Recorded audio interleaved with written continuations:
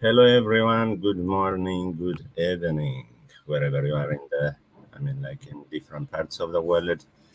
Welcome to our today's discussion with Dr. Parker. I'm 100% sure most of you guys remember who Dr. Parker is. Dr. Parker currently lives in Atlanta, Georgia. Good morning, Dr. Parker. Morning. She currently lives in Atlanta, Georgia, and she has been program director in internal medicine residency program at Atlanta Medical Center. Currently, she has established the IMG Specialties Org LLC. You would correct me, LLC, to help applicants to U.S. residency and fellowship positions. So today's topic is going to be about interview preparation for U.S. residency as well as fellowship interviews coming up. So we will be discussing a lot of issues today. So I would give you the opportunity, Dr. Parker, to introduce yourself, and we will go ahead with our discussion. Thank you so much for coming again. I appreciate your time and dedication. Thank you, Dr. Parker. Oh, well, thank you again for having me. It's a pleasure to be here.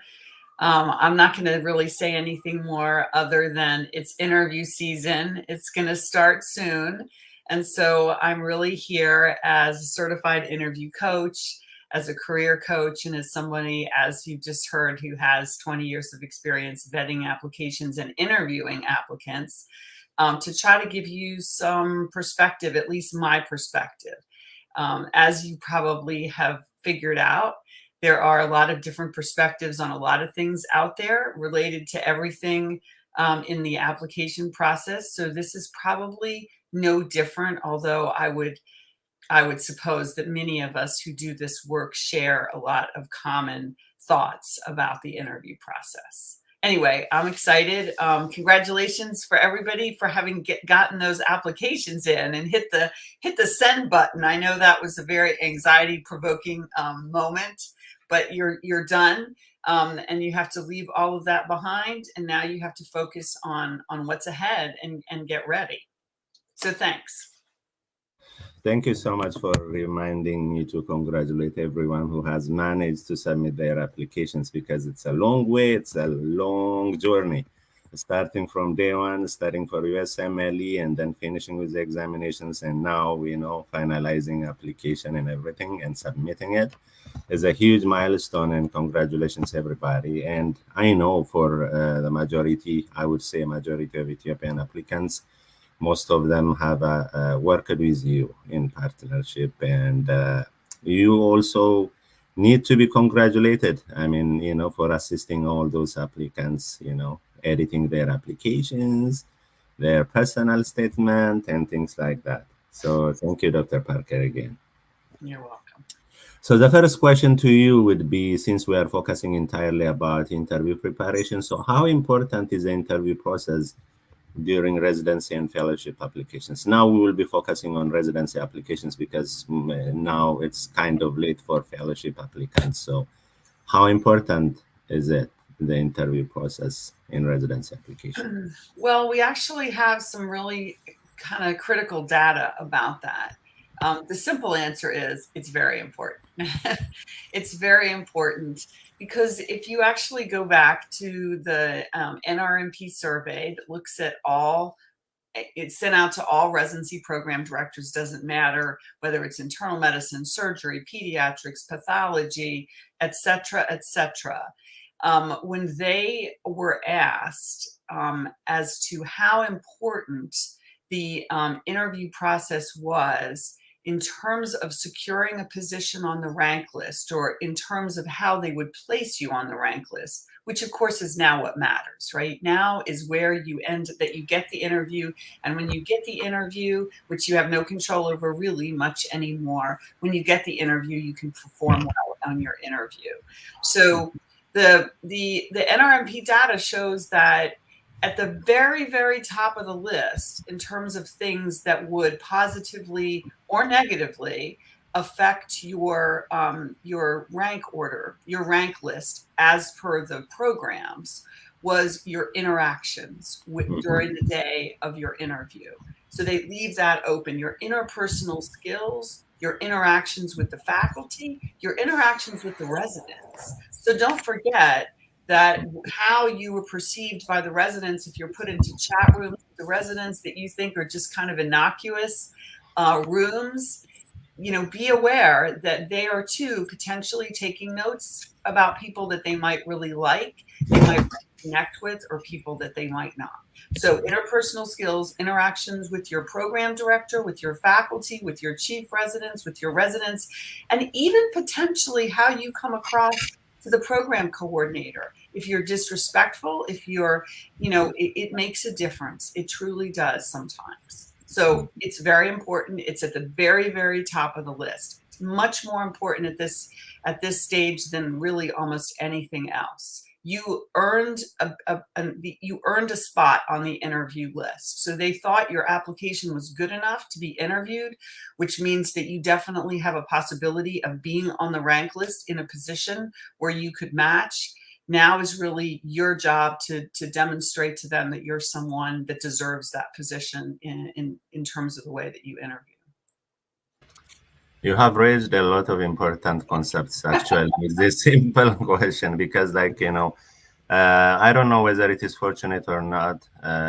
Most of the places are interviewing individuals virtually. But in the past, I remember when I came to your center, I met another Ethiopian, and I was not sure whether she was really Ethiopian or not. You may be deceived, and I didn't want to make a mistake. So you have to be careful. At the moment you are in the building, in the institution's building, up to the office of the program director, you have to be really careful, because the first person you meet on the corridor might be one of your interviewers, and if you were rude or like disrespectful, or the way you behave was inappropriate, then it comes against you, right? So even with the virtual format, we will discuss about it more. You would still interact with many people, right? Email communications with program coordinator, email communications with the chief resident and other residents. A lot of communication happens, and I think professionalism and respectfulness should be demonstrated there. So what do interviewers really look for in a candidate? So like you said, once somebody gets the opportunity to interview, then the next step is to prove herself or himself to the institution. So what are those qualities people are looking for during the interview? Well, I think you just mentioned probably the most important, which I emphasize a lot in the application process, and that is professionalism. That you present yourself in a professional manner, in just in the way that you're dressed, in the way that you present on camera, in the way that you answer your questions, in the way even when you initially come on to the virtual interview, you thank them for the interview, and then how you close at the end, being on time for the interview, of course, but that is an aspect, of course, of professionalism. So I think there's that. There's consistency, so that I think what you say in your application and how you then speak about things is consistent. That is important, and that sort of dovetails, I think, with integrity. One of the things that I used to tell people when they asked what was I looking for in a candidate, I said, you know what? I'm only looking for three things. I'm looking for, which we'll talk about a lot more later, I'm looking for whether I like you, whether you're someone I would like to spend 3 years with. And I'm not looking for some cookie cutter likability, but I'm looking for an individual who I really think I would want to sit down and have a cup of coffee with. I would want to train. I look for integrity in individuals. That was my other real important thing that I looked for, and I looked for humility. That was what guided me, at least all the interviews I ever did. But I think we can expound and say, so professionalism, consistency, likability. They are certainly looking at your English skills. I mean, if you wrote a beautiful essay and now you can't present yourself well, that is not going to go well for you. Um, and so I think those are really the things I would like to emphasize from the beginning. So then one of the things you mentioned now is about likability, and I was reading about the likability factor you wrote in the Mhm. newsletter you shared in your LinkedIn page. So, Mhm. what is that likability factor? What does it mean, and how is it judged? So I don't think anybody sets out to say, okay, is this person likable, and then checks off a series of boxes. Even though I think that when we interview people and we determine whether they're likable to us, we actually are going through that sort of algorithm in our head. It's just not conscious. So the first thing that I would say, and these are not in any, necessarily any order in terms of order and importance, but I would say the first thing is positivity. Um, Being positive, being optimistic. And I'm not talking about, overly, being sort of sickly optimistic about, everything is wonderful, I mean, but it's seeing the fact that your glass is half, is half full and not half empty. And the reason that this becomes so important is when you think, if you go back and you think about when you were on teams, when you interacted with people, who did you enjoy being with? Not the person that was always like, as we say, the Debbie Downer, the person that was always complaining, was always talking about how things weren't fair. You were much more interested in being with the individual who might have had those opinions, but would think, geez, how do I make things better? How do we get through this? What are we going to do collaboratively? That's the kind of person that they're looking for, truly. And they also know that people who are positive influence others in terms of their well-being. And so, with all the well-being stuff that you can see constantly on programs, constantly in the news, I think positivity really becomes an important driver. And those of you who know me probably know pretty well that I believe that that you sort of create a lot of that yourself, that you have a mindset of positivity, and that it is something that we all sort of have to work on sometimes to get out of to get out of spiraling down the drain. So it is something that you do have control over. The next thing that I would say would be really, and it's not quite the same, but would be enthusiasm. Enthusiasm for being there, being excited about what's ahead of you, being excited for what's, where you've come from and how much you've accomplished. So individuals, again, positivity and enthusiasm are similar but not the same. The next thing that I would say would really be authenticity, being genuine. One of the mistakes that I find that many applicants will make is that in their own lives, when they converse with people, they may be wonderfully genuine. But when they get to an interview, they have practiced their lines and it comes across like a script. And when things come across like it's a script, it doesn't go well because it doesn't feel genuine. It feels like exactly that you have a script in front of you. And I would submit to you that most residency applicants are not great actors and actresses. So they learned their lines, but they sort of missed the other part of acting school. And so it doesn't come off as being natural at all. So I will talk about ways to circumvent that, but that becomes important. The other piece of it is being who you really are, and making sure that there's consistency with what your application says and then what you talk about, because that really has to do with integrity, which is very much related to being genuine. If you're not telling the truth during an interview, you're not going to seem genuine. You're really not.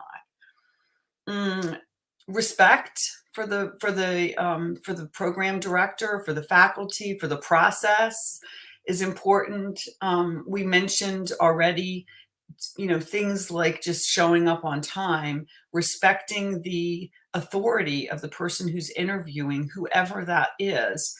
And one of the things that I remind my people all the time is what I call don't usurp the power from the interviewer. Don't take the reins during the interview process. Answer questions succinctly so that you don't decide how much time you're going to spend on a given topic, because that's actually disrespectful to the interviewer. It's sort of like saying, I'm going to control this interview, even though I know it's not your intention to do that. And most of the time it's done out of anxiety and nervousness. You have to be mindful of time constraints. Last, I think, would be connectivity. And that's a hard one to really put to really talk about in a sense, but it has to do with connecting with the person virtually. And that is something that is really practiced. It means paying attention to the cadence of the individual's voice, paying attention to how they're reacting to you, paying attention to their language, and in effect, trying to mirror them in very subtle ways. Because typically, when we see people in conversation that isn't virtual and you watch two individuals when they converse, it's really kind of interesting. And these are all things that, you know, people who watch body language have noticed for a long period of time. But as two people talk, unless they're arguing, I guess, but if they're actually engaged in an interesting conversation, they tend to lean in. They start mirroring each other. They actually start, if one gestures a little bit like this, the other starts doing that too. And it's completely unconscious that this happens. So in a virtual interview, these are things that you have to sort of learn how to do and train yourself to do, especially if you're not someone, um, you know, for whom this kind of stuff is natural. The last thing is really just is reliability, dependability, accountability.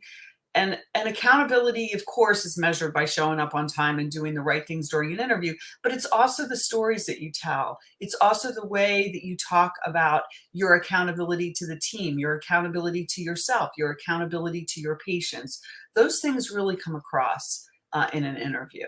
So likability is not a score that you get, but it is very much something that I think at the end of the interview, you will say, "Gosh, I really like that person. I really like that applicant.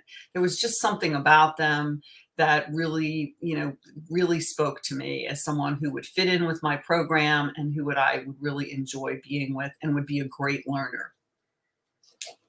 Yeah. I think it's really beautifully put. I mean, I'm not going to add anything on this, but I'll try to kind of summarize it. Be yourself, be authentic, be excited, and stay positive about the entire process. Be respectful to everyone, including the process, including punctuality, connectivity, and that is most mainly practicable. So try to practice on how well you can connect during the virtual interviews. It's really beautiful, Dr. Parker. So the next question to you is going to be, how do we begin, preparing for interviews? Mainly it's going to be virtual interviews. So including the setup, what kind of requirements are there? What kind of backgrounds to use? Are virtual backgrounds Mm. really acceptable, or should it be plain, or should it be blurred, background blur? There are Mm. a lot of options on Zoom meetings, and most programs you do utilize Zoom for interview process. So tell us about the preparation process then. Thank you, Dr. Parker, again. Okay, so let's just we'll talk about the technical part first, and then we'll talk about sort of preparing for interviews. So the technical part is obviously checking out your equipment, making sure that you're familiar with, if it's a Zoom interview ahead of time, know the platform as much as you can. If you have questions about things, you reach out to the interviewers. Almost everybody, I think everybody, is going to use Thalamus, which is a really nice platform that links with Zoom. And so you really shouldn't have issues with that. It's very much like anything else. You get put into sort of a holding area, and then when your interview time is there, you get brought into rooms. So your job is just to show up and make sure that you're well dressed. And by that, I really mean nicely dressed. That you have a sense of how to appear on screen. And so let me just go through that really briefly.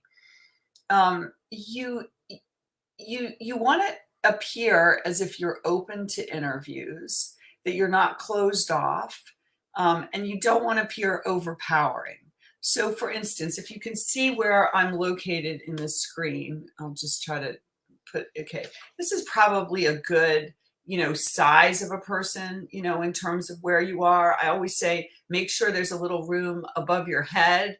You don't want to be like this, where you actually can invade a person's space virtually, which is crazy, but it can happen. I've seen people do it. You also don't want to do this. I've seen the head only interviews where they're just a head. They're not, there's no body.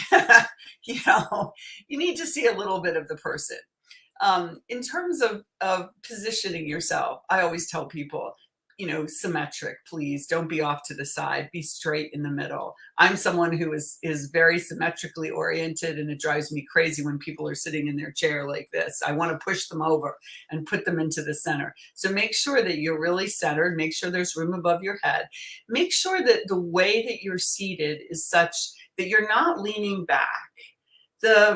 Again, individuals who study this say that leaning back is a closed position, and leaning forward a little bit shows openness. Now, you can believe this or not, but I think when you are preparing for something that's just such high stakes, you might as well take every bit of advice you can from people who are body language experts, and they will all tell you the same things. You need to be a little bit forward, or at least straight. You can rest your arms on a desk or something like that. Hand gestures, some people say don't do them. I don't really necessarily agree with that, but I think if you're someone who's constantly gesticulating, that's a problem. It's annoying, it's irritating, and it distracts. So you can do it a little bit, but watch that. And one of the best things that I'll tell you is you get on Zoom and you practice and you see what you do. And if you're constantly moving your head, or you're constantly shifting in and out of the frame, or you're using your hands a lot, you need to make sure that you find a way to curtail some of those things that people do that aren't really going to be helpful for them. In terms of backgrounds, I like plain backgrounds. The plainer, the better. Like, I would give myself an F for my background right now. I believe that the focus should be on you as the interviewer. Anything that is in that background that people are going to wonder about, like, what's that chair back there? What's that picture? Is that that's a diploma? Where's that from? They get distracted. I want all the directions centered on you. So the best background to me is a blank wall in the back of you. I mean, really blank. I'm talking about, I don't even want to see electric outlets if you can help it. Now, some people, I had a woman the other day, she went all over her house. She took her laptop, and she traveled with her laptop all over her house trying to find a place. She couldn't find a place. One just seemed worse than the other. For her, I said, okay, you could either use a virtual background if you can find something very simple, or you can blur. The problem with blurring is that when you move in and out of the screen, it cuts you out, and it kind of, it's odd. And so, especially if you're someone who moves a lot, I would try very hard not to use that. But sometimes people don't have options. The last thing I would say is lighting. I've seen people come on interviews with like a swinging light, or something where it's really unattractive, because it casts the light where it's as if it's coming in from one direction, and they just don't look as good as they could. So try, if possible, to have light that's just diffuse. You don't have to buy one of those, I don't own one. Maybe I should, but one of those circles, those light diffusers that's supposed to make you look more beautiful. Oh, there you go. Maybe I'll look more beautiful if I do that. But no, I don't own that. I just have the lights on above me, and the lights on. I have some lights on the side of my room here. But anyway, that's my take on that. Check out your voice, check out everything before you go. Know your controls if you have them. And then the other thing that I would say to you is, before your interviews, there is always a chance, especially if you're dialing in from another country, that there could be a connectivity problem. You could end up in a horrible rainstorm, and all of a sudden, poof, there it goes. And you think that your chances are over. Make sure that you understand before the interview, like the day before. Look at your information and find out, what's the contingency plan.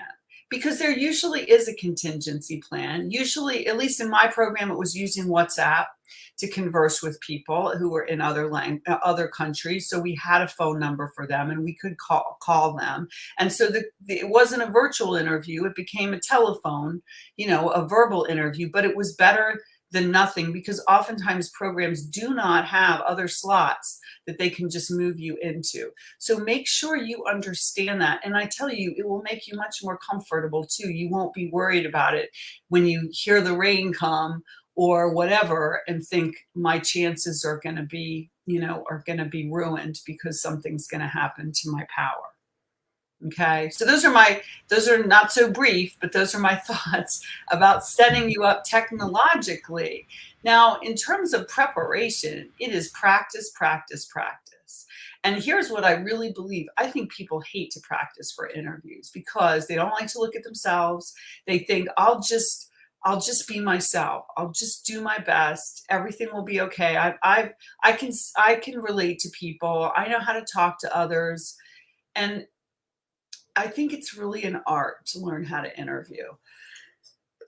I can tell you, because I coach some high level executives that are, chief medical officers and stuff. They get coached before their interviews, and they have had tens of interviews in their lifetime, but they get coached because they understand the stakes are high. And so they want to come off, they want their comments critiqued. They're willing to do this because they understand the importance of it. So like some of you who put off your personal statements to the very end, don't put off your interview prep. Start now. You at least should go through the common questions that are asked, which are all over the internet, really. It's not hard to find them. To learn how to answer the common questions that you're going to be asked. If you can do that, take 20 questions that are common that you're going to be asked, you will already be way ahead of the game. You really will. So don't shy away from it. Don't pretend that you're going to be fine. You may be, but I can assure you one thing, you'll be better if you practice. You'll be better. I couldn't agree more, Dr. Parker. Even during the presidential race, I can imagine how much the candidates would prepare before, the national debate, as well as, before they come to, their, debates or any other interactions with the public, right? So, I mean, it's really important. We cannot really underestimate the importance of getting ready for the interview. So the next question is going to be, what is the interview format and who will interview us? The majority of places, of course, the pattern may differ from institution to institution, but what is a common format and who gets involved in the interview process? So typically there'll be one-to-one interviews, but not necessarily. Excuse me, let me just take a sip. The the individuals that are involved in the interview process, as I mentioned, include the PD, the associate PDs, and the faculty members and residents, chief residents. That's pretty much it. But in terms of how much time you're going to have with individuals, how many individuals are going to interview you, it depends. Now, one of the things that I hear every year is things like, after the interview process is over and people's minds start going and they start thinking about how things went, they say things to me like, you know what, if the program really liked me, they would have put me on an interview with the program director, and I just interviewed with the faculty member and a chief resident. You know what? Usually who interviews with the program director, it can be completely, it can be which day they were available, how the program coordinator can shift people into whatever rooms. Of course, there may be programs where the program director selects who he or she wishes to interview, but don't consider that as an issue that if you didn't get interviewed by the program director, it means anything. If the program director spent 20 minutes with you, if the program director spent 10 minutes with you, don't make anything of it. Of course, you'd like more time, but some programs, when you think about it, some programs that have 40 slots, they probably have to interview at least 400 people to fill those slots. That is a lot of interviews. They cannot give people a half an hour each with 2 interviews to really present themselves. They simply, most of the time, they won't have the time to do that. So don't read anything into who you interviewed with, how many interviews you got, and with whom. That's all I would say about that. Now, sometimes there are panel interviews, but that's distinctly unusual. But sometimes, especially if I think they have many, many applicants, you might have a chief resident and a faculty member sitting in the same room interviewing you. But in general, I don't hear about that format being terribly common. When you are in the large rooms, though, with the other residents and with the other applicants, and you're with some of the other residents typically, then you will be in a large group format. And then the trick is really to make yourself potentially become a known entity and not someone who just sits in the back, but someone who has a question, someone who's engaged, someone who responds positively to not only the individuals who are interviewing you or who are there in the room, but potentially positively to other applicants that are there as well. So they're looking at your behavior in those rooms. So just remember that. But that's all I have to say about the interview format is don't understand that they're going to ask you questions. Understand that the questions are going to be different based on the program's the way the program constructs things. The other thing I would say to people is this, is that there are some programs that may say, here's our list of questions. You ask candidate A these questions, I'll ask candidate A these questions, and they divide up questions. Some programs will just let their faculty ask whatever questions they want to ask. There's no set format. Some people will ask the same questions. So you'll go on an interview, you'll have a series of questions. The next person could ask you the same questions. Don't tell them I already got asked that question. Answer it as if it's completely like you're delighted to answer the question again, and make sure you're consistent. You're going to tell the story a little bit different. Your answer is not going to sound like it was exactly the same as how you just answered it 20 minutes ago. But don't tell a completely different story. Don't be a chameleon that now says, well, maybe if I answer it this way this time and give a little different twist to it, and it will be better. I wouldn't do that. I would stick to whatever you've prepared, even if it means doing it a second time. Yeah, that's it for questions. Consistency. Consistency is very important, and like we said, you cannot say, "Oh, I just answered that question to the other guy." And that is going to be very rude, unprofessional, disrespectful, and it will be considered as if you are not interested to engage with more people, especially if you say that to the non-program director faculty. They will take it negatively, right? So you have to be really careful about that. So I'll ask you other questions, which I kind of wrote down, but I will stick to my original questions at the beginning. And if we have more time, I will ask you some questions to further elaborate. So can you give us, some examples of, common questions which might be asked during the interview processes? Mm-hmm. So common questions are openers that say, like, tell me about yourself. That is extremely common. I would say you can expect that 80-90% of the interviews are going to ask you to elaborate a little bit on yourself. This is not an opportunity to talk for 5 minutes. This is an opportunity to talk for 2 minutes or less. And again, have a thought out response to what you want the interviewer to know about you. It is not a recitation of all your academic achievements. It is not a recitation of everywhere you've been and a description of your job resume. It will take some of those elements and it will try again to distill what are the really important things that you would like the program director to know about you. That's a very common question. Common other things would be like, what are you doing now? Why have you chosen X field? I never found that question to be particularly interesting to me, to ask them why they chose medicine, but some people like those questions a lot.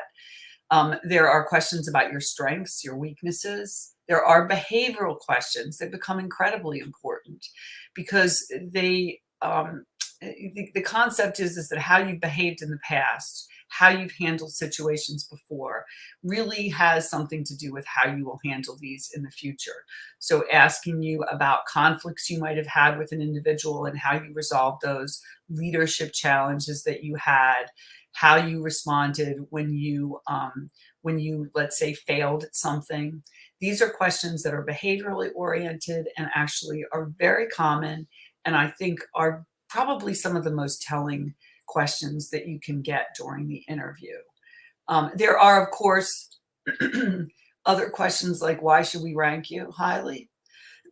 So you have to be able to extol your virtues without still sounding humble, and not, again, not listing a ton of things, but listing maybe 3 or 4 things that are really special about you and why you think that you would be an asset to the program.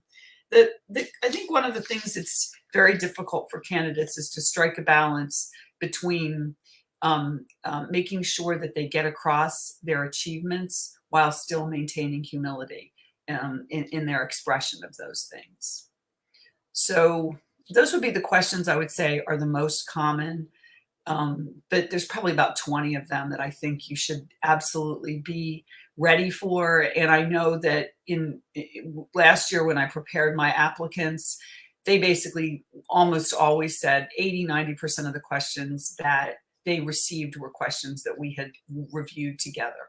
So, there'll be a surprise now and then. Somebody will ask them question out there from, it's just a surprise question for you. Don't let those throw you. Everybody's going to have a few of those probably during the interview season if you get enough interviews. I think the American Medical Association website does also have common residency interview questions listed. So, I mean, like you mentioned, the questions you might be facing wouldn't be far from there. So just focus on those questions and practice. And especially tell us about yourself. Everybody gets it, like you mentioned, and you have to really, really, really craft on how to address it in about a minute or two. And it should be consistent, like Dr. Parker said. You cannot change the stories. And here you tell something, in the other part you say something else. That's going to be, counting against you. So the next question would be, so, how do you really, prepare for these interviews? Because who is going to be your coach? Because somebody needs to guide you and give you feedback, right? So preparation means you are not just rehearsing in an empty room, but somebody should be listening to what you are saying, to how you are practicing and all that. Mm-hmm. So how do you advise people to answer questions when they are asked? That's question number 1. And then how do you prepare yourself? So the first question about how do you answer questions, I would say that after you get asked a question, you can have a pause. Don't jump in right away. There are people, have you ever seen people like on the game Jeopardy? It's a game show where before the announcer even gets the question that they're going to ask finished, they're on the last part of the question, somebody hits the buzzer and starts buzzing in. Well, there's some candidates that are like this. They're so anxious that you say to them, tell me about your strength. And then before you even get there, they're like, I'm sure in their mind, they're going, great, I know the answer to this question. And they buzz in and they just start talking. So let there be a pause. Let it look like it's thoughtful that you're answering the question. Don't rush to answer questions immediately. You can have a little pause. You really can. If you get a question that you really don't know how to answer right away, and you may need just to take a deep breath, you can say to the interviewer, let me just think about that for a second. That is okay. It is much better than launching into some crap that you haven't really thought about and making no sense just to fill the air. It really is better to do that, to say, let me take a second to think about that. And that's fine. I would never penalize an applicant. In fact, that would to me show an evidence of maturity, of professionalism, and the desire to actually answer the question. Now, this might seem a bit odd, what I'm going to say, but answer the question. Answer the question. This isn't politics where you try never to answer the question. This is a time when they ask you a question, you need to be focused and answer that question. Because sometimes applicants go off to all sorts of different tangents and they never answer the question that was asked. And that's not a good look for you. Also, when you've answered questions, usually what I find is, and it's about a minute, okay? It's a minute you have. Usually the first minute, you do your best. Then what happens is applicants start thinking, wow, I did pretty well on that, on the answer to that question. I'm going to continue to elaborate. And then they elaborate. And you know what? Every 10, 20 seconds of their elaboration, they lose me more and more because they've given me a focused answer. They've told me what I want to hear. I think, wow, that was a great answer. And then they ruin it, essentially, by going off and trying to recapitulate and go through it again. And it's not right. Now, uh, 1 second here, and that is, I did allude to the fact before that I said, don't usurp the interviewer's time, don't usurp the interview from the interviewer. And that's what I mean. Answer the questions. If you start taking more time than is allotted, you have effectively tried to wrest control of that interview from the interviewer. Don't do that. Answer the question. And if it's something that you really love to talk about, you can say, I have a lot more to say about this, but I'll defer to you if you'd rather that I have a few more comments, or whether or not you'd like to go on to another question. You can just say, I'll defer for now, but I love talking about this. That's it. And they will probably not want you to talk about it anymore. And they will want to go on to their next question because they have an agenda. That is really beautifully put. And one of the things probably I would like to add is that a reminder, you are not in a Steve Harvey's Family Feud show where you have to really jump into answering the question immediately before the interviewer even finished asking you. So, pause and try to reflect on the question as much as you can. And the other thing, Dr. Parker, in my view, would be to know what you have submitted, including the CV, the application, the personal statement, and all the publications you have already, listed down there. Because somebody might, take one of your research article and will ask you, I see that you have been involved in such and such research. Can you tell us more about it? So, the thing is that many people are getting involved in multiple group kind of research activities, and some of the articles, they have zero knowledge about that. So if you cannot really talk about those publications you have mentioned, it's a double-sided sword. So be careful. Know your application, the ins and outs. Whatever is in your application may be a subject for discussion, and a question might arise out of it. So do you want to say something about that? Or shall we pass to the next question? Just that's an integrity issue. And I used to, that was actually one of the ways that sometimes I eliminated people, because I would ask them something that I thought would be an easy question for them. So tell me about this hobby. You say you're an ice skater. And I said, do you go to the rink? Do you tell me, I used to ice skate as a child. So tell me about that. And then when you talk to them, it would be like, well, I ice skated when I was 6 years old. And I'm like, wow, I can't believe they put that on their application. And why did they put that on? I'm not kidding. I'm not joking you. I've had people who told me they played piano, who did all sorts of things. But when it actually came down to, they hadn't played in a decade.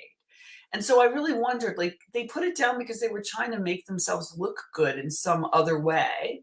But in the end, it actually disqualified them from my perspective, because if they were willing to do that, then I wondered what else they were willing to do. Because, medicine is one of those things where if you don't have integrity, you ought to step aside and let someone else take the job. So yes, know your stuff and know your publications. Different interviewers have different proclivities.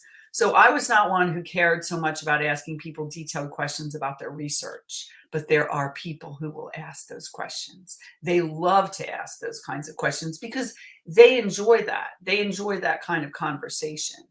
So if there isn't an agenda necessarily, and individuals who are, who the faculty members, for instance, can ask you whatever they'd like, some of them will really go to different places in your application. So be aware that you should be able, if you've done a case report, practice, a minute long. Let me tell you about that case report. Yeah, it was really exciting. It was a blah, blah, blah, blah, blah. You don't have to go into a long speech, just a very simple thing, and that you learn something from it. Thank you, Dr. Parker. That's beautiful. So, can you tell us about the STAR format? To answer some of the questions we are asked, especially like, if we are asked about like, some behavioral health related questions. So just talk a little bit about that. Yeah, so the behavioral situational questions are questions that I think people often go astray. And what I mean is they lose focus in these questions. So I tell people that using STAR or STAR L, there are other ones. I mean, the acronym isn't really important. There are other books that people have sold books just talking about some different acronym. But what these really do is focus you so that you don't lose track of where you are in your story, and they really help to keep you on track. And so it reminds me, though, before I talk about STAR, is just to talk about the importance of storytelling. When you prepare for your interviews, these behavioral questions are really your opportunities to tell stories. And when people tell stories, the other person who's listening gets engaged with their brain. And there have been like functional MRI studies that have looked at this and have looked at people telling stories and the areas that light up in their brains, and then the person who hears the story and how there's actually synergy. There's actually the same areas that light up in people's brains, maybe to a different extent, but there are. You tell a story that has emotional content in it, and the area of the brain lights up.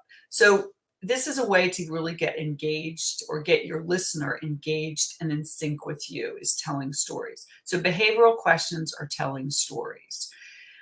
So let's say a behavioral question might be something like, tell us, tell us a time that you've maybe been involved in some kind of team activity when things didn't seem to go so well, or a conflict with someone that you've worked with.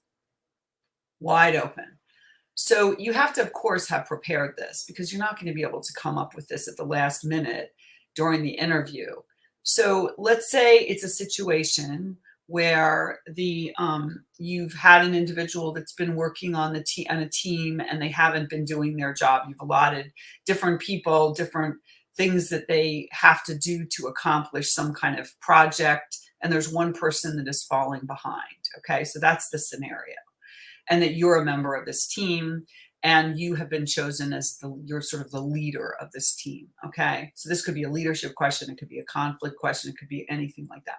So the first thing would be S, which is situation. So what's the situation? The situation is that I was tasked to lead a team, and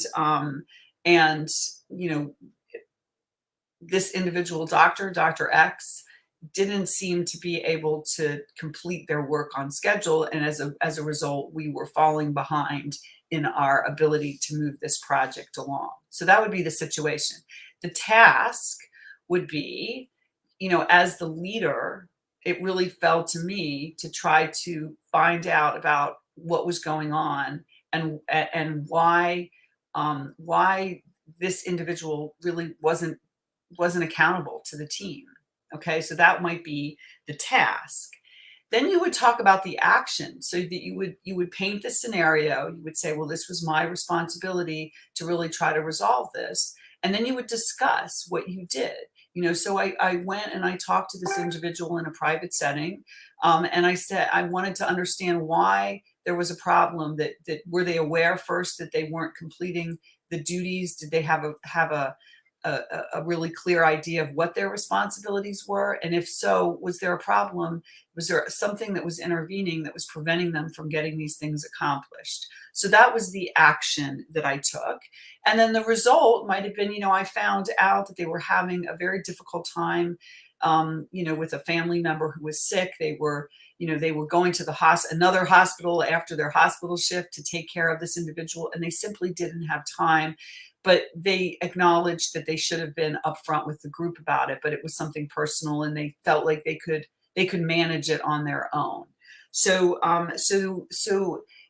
then you would talk about what you did. So what we decided to do is X. We said, I assured them that we would understand, that we would take up some of that responsibility and reassign things for a period of time. And let's say you agreed that you would, you said, well, when you feel comfortable, when you feel that you can get back into it and start assuming your responsibilities, let us know. But for the next couple of weeks, we'll take on those responsibilities for you.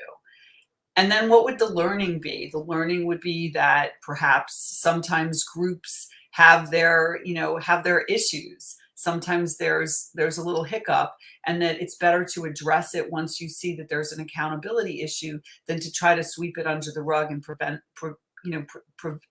pretend that it doesn't exist. So those are the behavioral things. So it's really situation. What's the situation? What is my task in this? What is my role in this? What action did I take? What was the result of that action? And then you can add on if there's some sort of general learning opportunity that you had from that situation. So it's very easy to stay on task when you just think, I've situation, a sentence, task, a sentence, action, maybe 2 sentences, 3 sentences, result, 1 or 2 sentences, and then learning. You can do it in a minute, but you have to plan it. So that's STAR. It's very simple, and it works absolutely beautifully every time. That is very beautiful. Actually, they are also assessing our integrity, and they are also assessing how we might be behaving if we are facing situations like that in the arena situation. So you have to be you have to be really mindful of that. So they are assessing your behavior. They are assessing who you are. So the way you answer it, it's not like, there is no right and wrong answer, but they are judging your judgment, they're judging your approach and everything. So if you blame everybody, oh, Mr. X was doing this, he was trying to destroy the institution and I saved it, you are not you are not coming to my institution. Right. So remember, they want to see teamwork. They want to see those kinds of attributes in individuals. So, our time is running. So, I have 2 questions remaining. So, we'll answer those questions and probably we'll conclude soon. So, what can we do to improve our interview skills? And probably let me ask you both questions together and you can address it both. So, the most important thing is that as part of the package, many of the candidates have purchased with you. So, one of it is a mock interview. But unfortunately, so many people who tried to sign up with you didn't get the opportunity because, it was overwhelming and there was not enough time for you to give an opportunity for everyone. So would there be a chance for those people who didn't manage to sign up for the full package to get access to the mock interview preparation with you? So if you can address those questions together, it would be awesome, Dr. Patrick. Sure. Thank you. So first of all, I'll answer the second one first, and that is yes. I opened up yesterday to everybody that you can purchase individual mock interviews on my website. There's also a package. I don't necessarily recommend that you have to do a package with 2 mock interviews and 1 mentoring session. I think if you really pay attention, the mock interview entails that I talk about some of the things I've already talked about here today, which if you've been here for the session, we wouldn't need to do. And then I give you an interview, and then we go over very carefully all the answers that you provided, and it's all taped, and you get a follow-up sort of form that I fill out that shows you which areas I think you needed to have to do more work on. So I think it's a very, very helpful thing to do. Some people take more than 1 mock interview, and that's fine. But for many, 1 interview, I think, can really change things for them. In terms of how do you prepare? That's interesting because I think that what people generally do is they tell me I practice with my spouse, I practice with my friends, I practice with my parents. I've heard that one. And as much as I really would say that all of these individuals are well-meaning, they really don't know about interviews. They may be, and sometimes the language that you're supposed to speak in is not their native language either. So I think it can introduce a lot of uncertainty and a lot of confusion for applicants. I do understand, though, that for some people they can't afford interview prep, and so they are left with, well, what do I do? So I think in the absence of being able to have a coach that really specializes in that, at least try to find some senior, some other physician who can evaluate you, who maybe they're a faculty member that they would be willing to interview you and ask you some questions and give you some feedback. Practicing, you can practice on your own, and you must practice on your own. You set up your your Zoom, you answer a question, you record it, you watch yourself, you say, I didn't like that. I was moving all over the place. I didn't like that. I said, I said, I didn't, my answer wasn't thoughtful. You can assess those things, I believe. To some extent, and you must do that. Now, there are programs out there that are not costly that can at least evaluate they use a virtual assistant, so the virtual person asks you a question, and then you're on screen and you record it, and if you don't like your answer, you record it again, and then it is sent for sort of evaluation. But what it really will do is it will track your eye movements, it will track your body movements, it will track your pauses. It will do certain things, the cadence, the speed of your voice. It can track certain things, but what it really cannot track is the quality of your answers. But I do recommend those for certain individuals because I think that the more practice you have, the better you become. And these costs for those kinds of programs, there's one that I send people to that is like $39 a month. You sign up for a month, you practice, you cancel your subscription. I think it's $99 for 3 months. It's, I understand depending on where you are in the world, that's still a considerable investment. But I encourage people just not to shy away from using the camera and seeing how they do. Thank you so much, Dr. Parker. So the final question probably would be, I wish we had time and address, some of the questions which are forwarded, but, probably the last question to you would be, what are the things people should look forward when they're scheduling a mock interview with you, and what should they expect? And I think the duration is only 1 hour, right? So they should understand that there are a lot of many candidates waiting for you, few minutes, soon you conclude with the other guy. So just try to outline, the expectations and what to expect and things like that, so that there wouldn't be a misunderstanding and things. Show up on time. Show up on time. It's actually 75 minutes. I extended it by 15 minutes because last year I was always going over anyway. So I extended by 15 minutes, but it is 75 minutes. If you can prepare ahead of time, if you're going to have a mock interview with me, then I will send you a list of questions that you can prepare. If you've prepared some of those questions, it will be even more profitable for you because you'll have had an opportunity then to rehearse your questions and then to get feedback on what you've done. So I think the more preparation you can even do before a mock interview, the more valuable it is. But it's not a time where we expect you to be perfect. I mean, you have to understand that a mock interview is supposed to help you. I'm here to help you, not to judge you. I'm going to judge your answers to help you get better. I mean, but it's not something that I would hope that people get too nervous about. Although some people get nervous doing a mock interview with me, I would say, please don't. I'm here to help you. I'm pulling for you. All I want is for each one of you to get interviews and then to do well in your interviews.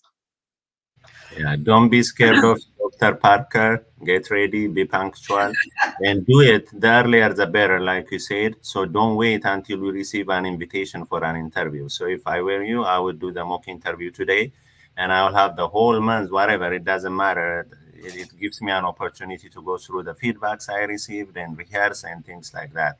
And those people who are interviewing for multiple specialties, be careful. Don't mix up things. If you are interviewing for general surgery, internal medicine, things may get mixed up in between. You may forget where you are. So be mindful of that. And whoever had the package purchased already, schedule your mock interview today. So don't wait until the last minute. Okay. So people may assume that when they are like, doing the mock interview, just a minute before the actual interview would be better, but that is not true. So you need a feedback. You need time to work on your failures, not failures, on shortcomings, and improve on those areas. So probably one last question: should we be asking questions if given the chance, Dr. Parker? So somebody have asked it. So that will be I my see last that. question. The answer would be yes. Yes. If you end up an interview and someone says, do you have any questions? And you say no, that is a very poor answer, because what does it mean? It means you're not engaged with their program. And there's nothing you could find that would interest you.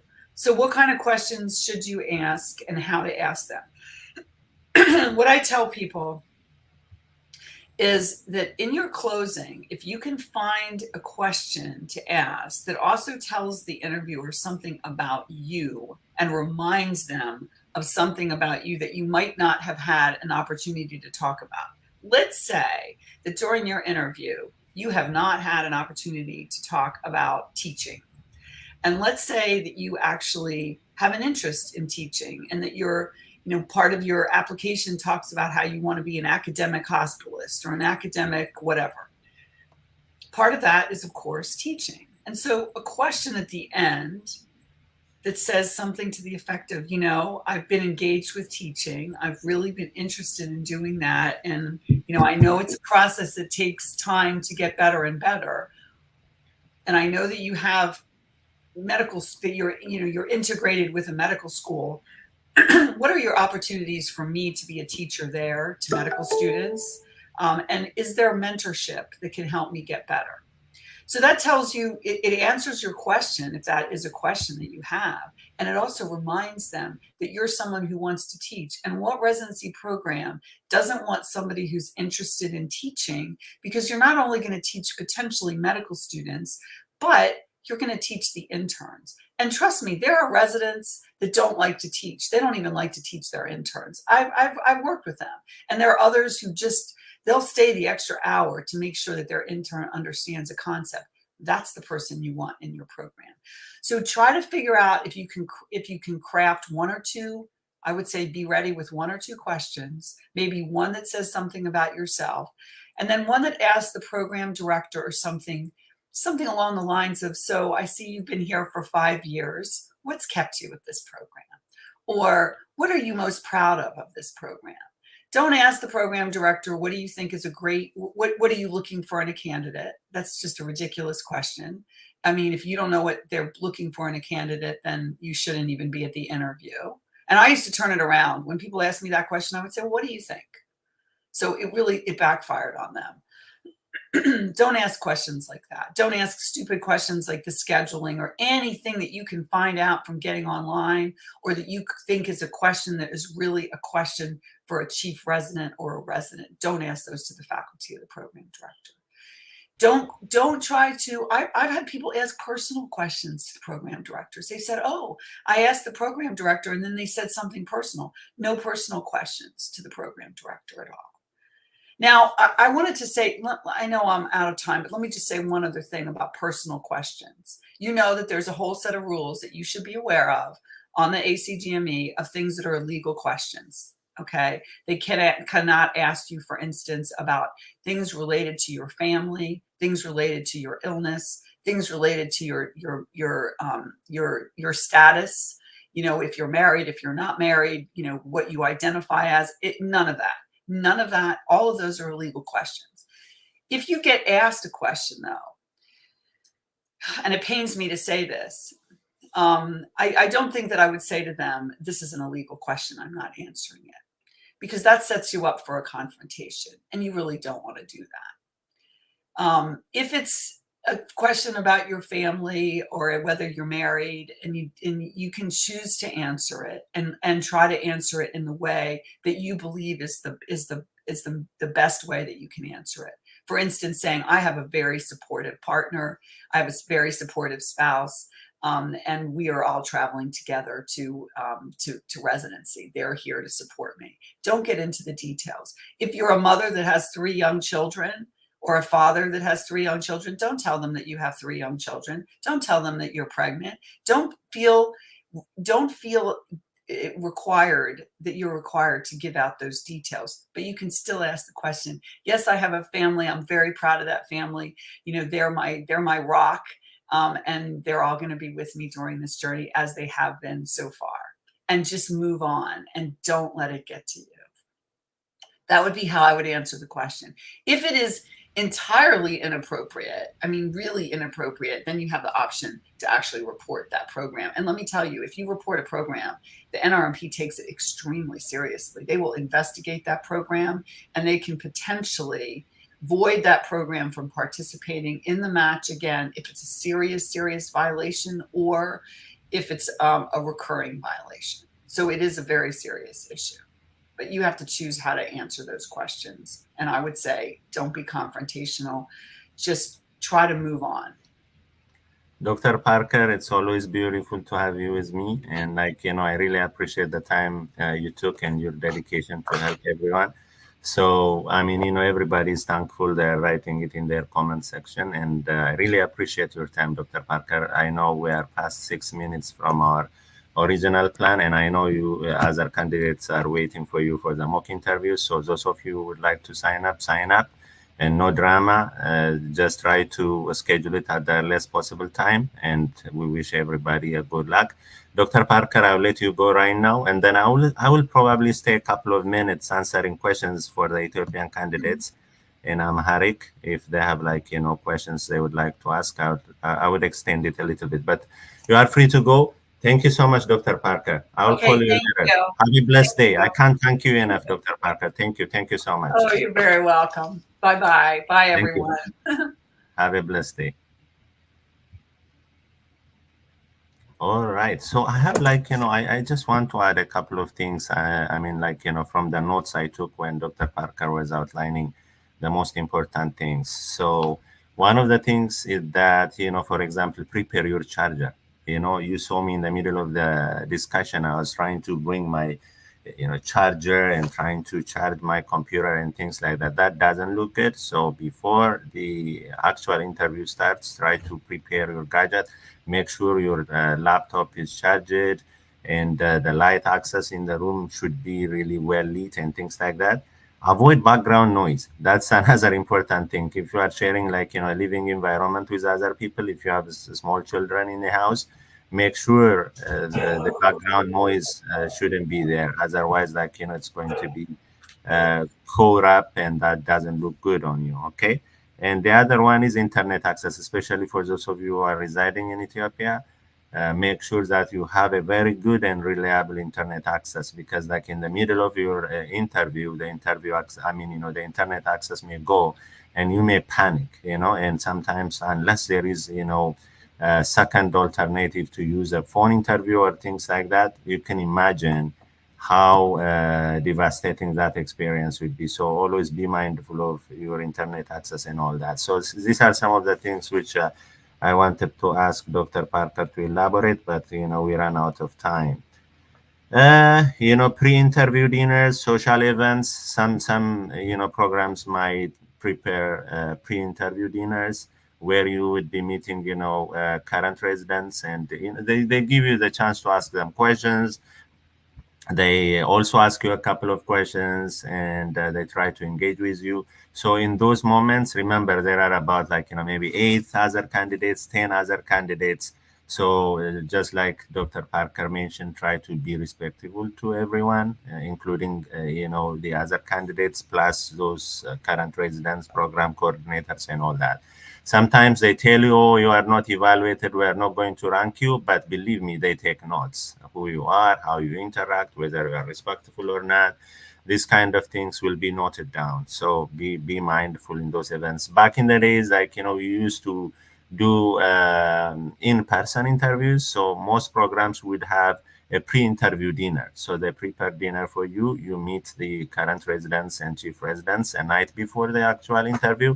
So those moments are really important because, like, you meet these individuals somewhere in the downtown in a bar or something like that. So you have to be careful on how you eat. Your table manner matters. How you interact with other people really matters, because even though they tell you are not judged, but you are judged, believe me. So just like that, some programs even have, like, some virtual social events in the pre-interview period. So during those times, be mindful on how you are interacting, and don't be shy, and don't stay quiet. Be respectful. Have, like, good manner when you interact. Just wait for your turn. Don't cut other people, and be respectful. Raise your hands. You can raise your hands virtually. Then, like, when you are given the opportunity, ask questions, respectfully. And when you are asked on some issues, on some questions, try to give very respectful answers. Try to get engaged, show and display your enthusiasm and your interest to join that team. That's very important. Don't stay quiet. I know our culture, we Ethiopians. I was, like, an assistant professor for some time in Blackline, so I know how difficult it is to get answers from our students. Most people are shy, even though they know the answer. Unless we poke you, you don't talk. So you have to really talk and engage. Okay, that's very important. What is the other thing I was trying to ask Dr. Parker? Okay. And somebody was asking about, like, dressing code and everything. So dressing code is very important. I mean, like, for uh, male sex, what I would say is that, like, have your suit, and have your shirts, dress shirts, and then, like, try to have your ties in place, not butterflies. I don't think butterfly ties are appropriate, but, like, the regular ties should be there. Okay, that's very important. Don't assume this is like, Zoom interview. It does matter. It just does matters. It really matters. For females, I think, you can wear formal dresses. በቃ ቂቅ ብላችሁ መምጣት ነው ባጭሩ። ምን አጨናነቃችሁኝ እኮ በእንግሊዘኛ። And I was talking in English in case, some other international candidates are still listening to me. So these are the most important things I would like to reflect on my end. But I can't thank enough Dr. Parker. I know she's very busy, super busy. So we could only manage to find this 1 hour window where she really dedicated her time. So I am really, really appreciative of what she's contributing to your success. So those of you who have the opportunity to sign up with her, please sign up with her. Don't be overconfident. This is very important. You have sacrificed a lot. You have invested a lot. You have come a long way. And this is the most, most, most, most important time of the season, a crucial point of the season, actually, because if you manage to find one interview, remember, if you do well in those interviews, in that particular single interview, you end up matching, I assure you. Because I know many people who had a single interview, they did well, they matched in the specialty of their choices. So it's really important. So knowing on how to behave, on how to interact, on how to answer questions, and on how to engage during these virtual interviews is very important. Don't underestimate. Don't be overconfident. And unfortunately, for majority of us, the Ethiopians, our training was not like this. I mean, when we apply for residency fellowship, we didn't go through such rigorous process. So we lack experience. We lack experience. Actually, I mean, like, when we used to recruit, like, candidates for residency, when I was a faculty, we do have, like, in-person interviews, but looking back, I don't think it was as structured as the one in the US residency and fellowship process. So having the experience is really, really important. Don't assume you know it all. Dr. Parker just mentioned it. Even executives who have been, like, chief executive medical directors, or as vice presidents, presidents of a big institution, medical school, when they are applying for a new position, for a new job, they do go through mock interviews. They practice a lot. Look at Trump and look at Harris.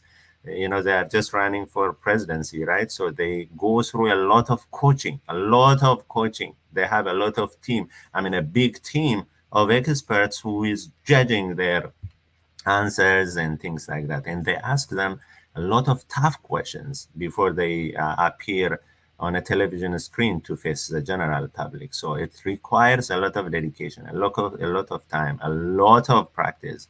So don't be overconfident. This is what I would like to say. So if you guys have a couple of questions, you can just put it in the comment section. I'll take about 5 or 10 minutes to address your questions, and then I'll conclude the session. ኦልራይት እንግዲህ አንድ ሰዓት ከምናምን ያው አንድ ሰዓት ከ15 ደቂቃ ያህል በእንግሊዘኛ ራሴን አንገላትቻለሁ፣ አሰቃይቻለሁ። አማርኛ አፍ መፍቻ ቋንቋዬ ስለሆነ በደንብ ደስ እያለኝ ነው። ለአመታት ባወራ ራሱ አይደክመኝም። እስቲ ጥያቄ ያላችሁ ሰዎች ጻፉና አንድ 5 ደቂቃ ምናምን ቆይቼ ለመመለስ እሞክራለሁ። የኔን ፐርስፔክቲቭ የኔን ኤክስፔሪየንስ በተመለከተ ማለት ነው። ከዚህ በፊት ደግሞ ቲክቶክ ገጽም ላይ እዚህ ሼር ላይ ያረኩትን ቪዲዮ ሰምታችሁት ከሆነ በተለይ ይሄ ክሬዲት ካርድ አክሰስ የሌላችሁ ሰዎች፣ የሚከፍልላችሁ ዘመድ ቤተሰብ ምናምን የሌለ ሰዎች እና ይሄ ሰርድ ፓርቲ የሶስተኛ ወገን ተጠቅማችሁ ክፍያ የምትፈጽሙ ሰዎች ፕሊስ ቢ ማይንድፉል። በጣም አጭበርባሪዎች አሉ። ሐኪሞች ሆነው እንደዚህ አይነት በጣም ርካሽ የሆነ ስራ የሚሰሩ ሰዎች ገጥመውናል። እንደውም በጣም ነው ማመሰግናት በዚህ ምክንያት ከኢትዮጵያን ጋር ያላትን ግንኙነትና ስለኛ ያላት መልካም ስሜት ሁሉ አለመጥፋቱ በጣም ነው ማመሰግናት። በጣም ዲስአፖይንቲንግ የሆነ ነገር ነው የተከሰተው። ኦልሬዲ እዛ ቪዲዮ ላይ ስለሰራሁት ካልሰማችሁት ቪዲዮዬን ተመልከቱት። እሺ ቅዱሳን እንዴት ነው? ጥያቄ ያላችሁ? አር ዩ ሳቲስፋይድ? ሳቲስፋይድ ከሆናችሁም ሳቲስፋይድ ነን እናመሰግናለን በሉና ጻፉ። ለእኔ ሳይሆን ለዶክተር ፓርከር። እኔ ግዴታዬ ነው እንደ ኢትዮጵያዊ ኢትዮጵያውያን ወገኖቼ፣ ታናናሾቼ፣ ወንድሞቼ፣ እህቶቼ ወይም የኔ እኩያ የሚሆናችሁ ካላችሁ እዚህ መካከል ሰክሰስፉል እንድትሆኑ ከልቤ ስለምፈልግ ነው ይህንን ታይም ኤክስትራ ታይም ወስደን ቮለንቲር የምናደርገው ታይማችንን። ስለዚህ ዶክተር ፓርከር ግን በእውነት ቃላት የለኝም፣ እግዚአብሔር ይስጣት። ይሄንን ማንም አይናገርም። አሁን ሌላ እዚህ ሀገር ይገርማቸዋል። አሁን ሎየር ብታናገሩ ለ15 ደቂቃ ለ30 ደቂቃ ቢያማክሯችሁ $150 ክፈል ይሏቸዋል። $300፣ $200 እንደ ፖፑላሪቲያቸው መጠን ደግሞ የሚያስከፍሏችሁ ይጨምራል። እና ማንም ታይሙን ፍሪ አይሰጥም እዚህ ሀገር። ገንዘብ ነው፣ መኒ ኢዝ ታይም። ገባችሁ? ስለዚህ እንደዛ ስለሆነ የሚደረገውን ነገር ደግሞ አፕሪሺየቲቭ ነው። ሌላ ባይዘው ሚስጥር ልንገራችሁ፣ የታማችሁበትን የተወቀሳችሁበትን ብዙዎቻችን የምንታማበት ሰው ላደረገልን መልካም ነገር ተመጣጣኝ ምስጋና የማድረግ ልምድ የለንም። እዚህ ሀገር በር ለከፈተልህ ሰው እንኳን ቴንክ ዩ አፕሪሺየት ዳት ምናምን ተብሎ ነው የሚካሄደው። በጣም አመስገነ ሰንበዲ ከኋላው ሱክ እያልክ ስትመጣ የከፈተውን በር ይዘው ይጠብቃሉ። እዚህ ሀገር በጣም ብዙ ድንቅ ነገር አለ፣ መኮረጃ ያለብን። በር ይዘው ጠብቀው ከገባችሁ በኋላ ነው የሚሄዱት። የእኛ ሀገር ሰውስ እንዴት ነው? ጆሮህ ላይ ነው ዘርግሞ፣ ፊት ላይ ነው ደርግሞት የሚሄደው። በሩን አይጠብቅም። ከፈለግ ከፍተህ ግባ ከፈለግ። ስለዚህ አፕሪሺየት ይደረጋል፣ አመሰግናለሁ ይባላል በሩን ይዞ ለቆየ ሰው። እንግዲህ እቺ ሲምፕል ጀስቸር አይደለች? እንደዚህ ደግሞ እንደ ዶክተር ፓርከር ረጅም ሰዓት 1 hour ቁጭ ብሎ በጣም ብዙ ስራ ልትሰራበት የምችለውን ላደረገ ሰው በጣም ሁል ጊዜ አፕሪሺየት አድርጉ። ኢቭን ዞ ዩ ፔድ ፎር ዘ ሰርቪስ ዩ ሃቭ ቱ ቢ ሪሊ አፕሪሺየቲቭ። አዎ ከፍዬ እኮ ነው። አሁን መጥፎ ባህል አለ። ከፍዬ እኮ ነው። ከፍዬው ደግሞ እንትን ይላል እንዴ? በገንዘቤ እኮ ነው፣ ቀጥሬው እኮ ነው። ደግሞ ተከፍሎትም ይቀብጣል እንዴ? እንትን ለምኑኝ ይላል እንዴ? ይሄ በጣም በጣም መጥፎ ካልቸራችን ነው። ባይዘዌ እኔንም ይጨምራል። እና መጥፎ ካልቸራችን ነው። የፈለገ ለምን $10,000 አትከፍልም? ከፍለህም ራሱ ያገኘኸው ሰርቪስ በጣም አመርቂ፣ ልብን የሚያስደስት፣ የምትፈልጉትን ነገር ያሟላ ከሆነ ኢቭን ዞ ከፍላችሁ ያገኛችሁት ቢሆንም በጣም ማመስገን ያስፈልጋል። ያ ሰውዬ እኮ ፈቃደኛ ካልሆነ እኮ ከፍለኸውም ከአንተ ጋር መስራት አልፈልግም ማለት እኮ ይችላል። እሱን አትርሱ ማለት ነው። እስቲ ቬሪ ክሎዝ ፎር ቦዝ ኦፍ ዩ። እሺ ውዳሴ ከንቱ ፈልገህ ነው አይደል ይህን ሁሉ የምትቀባጥረው እንዳትሉኝ። very satisfied በጣም thank you so much. I hope she can see it already ወጣለች ችግሩ። ኦኬ ጥያቄ ያለው ሰው አለ? አንድ ጥያቄ። እሺ በተረፈ ኢትዮጵያ የምትኖሩ ሰዎች እንትን ኔትወርካችሁን በጣም አስተካክሉ። ቤት አሁን መኖሪያ ቤታችሁ ማያመች አሁን ቅድም ዶክተር ፓርከር እንደነገረቻችሁ ነው ባክግራውንድ አሁን ባክግራውንድ የትም እንግዲህ ዞረን የረባ ባክግራውንድ አላገኘንም እንዳላችሁ ቤታችሁን በጣም አጥኑት የትኛው ኮርነር ላይ ቁጭ ብላችሁ ኢንተርቪው እንደምትደረጉ ባክግራውንዱ ነጭ የተቀባ ግድግዳ ቢሆን ጥሩ ነው አረንጓዴ የተቀባ ግድግዳ ላይ እንዳትቀመጡ በፈጠራችሁ ዋይት ስክሪን እንደምንፈልጉ ምናምን እንደዚህ አይነት ነገር የተሻለ ካልሆነ ቤተሰብ ጋር ሌላ የተሻለ ኢንቫይሮንመንት ያለበት ቤት ካለ ሄዳችሁ ኢንተርቪው አድርጉ ደግሞ ሪመምበር ለእናንተ አሁን ሌሊት ነው የሚሆንባችሁ እኛ ጋር ሲነጋ እናንተ ጋር ወይ ሌት አፍተርኑን ነው የሚሆነው ወይም ማታ ነው የሚሆነው ስለዚህ ሰዓቱንም ደግሞ በደንብ አጥኑ ታይም ዞኑን ባይዘዌ ካሊፎርኒያ እና ዲሲ አንድ አይነት ታይም ዞን ላይ እንዳልሆኑ መቼም ሁላችሁም ታውቃላችሁ የ3 ሰዓት ልዩነት አላቸው ቺካጎ አካባቢ ያሉ ፕሮግራሞች እና ዲሲ አካባቢ ያሉ ፕሮግራሞች ዘሴም ታይም ዞን አይደሉም 1 hour ዲፈረንስ አለ ስለዚህ ታንክስ ቱ ቴክኖሎጂ ብዙዎቻችን ስማርትፎን ስላለን ወርልድ ዋች የሚል አለ አይደለ ስለዚህ ኢንተርቪው ያደረጋችሁ የምታረጉበትን ከተማ አስገቡና ሰዓታቸውን ይዩት ማለት ነው እና ምን ያህል ታይም ጋፕ እንዳለን ስለዚህ ለምሳሌ 7 am እዚህ ይጀመራል ከተባለ በኢትዮጵያ ስንት ሰዓት ነው የሚጀመረው አሁን እኔ እንኳን በቀላሉ መነግራችሁ ፖስተር ስለጥፍ ጠዋት ከዶክተር ጋር 9 ሰሪ ብለን ስንቀጣጠር መጀመሪያ አንድ አይነት ታይም ዞን አይደለንም እኔ እና እሷ የምንኖርበት ስለዚህ መጀመሪያ ወደ ራሴ ታይም ዞን ቀይረዋለሁ እኔ አንድ ሰዓት ወደ ኋላ ነኝ ማለት ነው 9 ሰሪ ሲባል እሺ 9 ሰሪ ነው ብዬ እንደከደከ ማንችሎት ለጥ ብዬ ከዛ በኋላ 9 ሰሪ ስነሳ ለካሷ ጨርሳ ሄዳለች ጠብቀኝ አንድ ሰዓት ማለት ነው አያችሁ በጣም እንዴት በቃ የለፋችሁበትን እንደ ገደል እንደሚጨምርባችሁ just ታይም ዞኑን ባለማወቃችሁ ምክንያት be mindful of the time zone you know where exactly you are interviewing ፕሮግራማችሁ የት ከተማ ነው ያለው የታይም ዞን ነው የት ስቴት ነው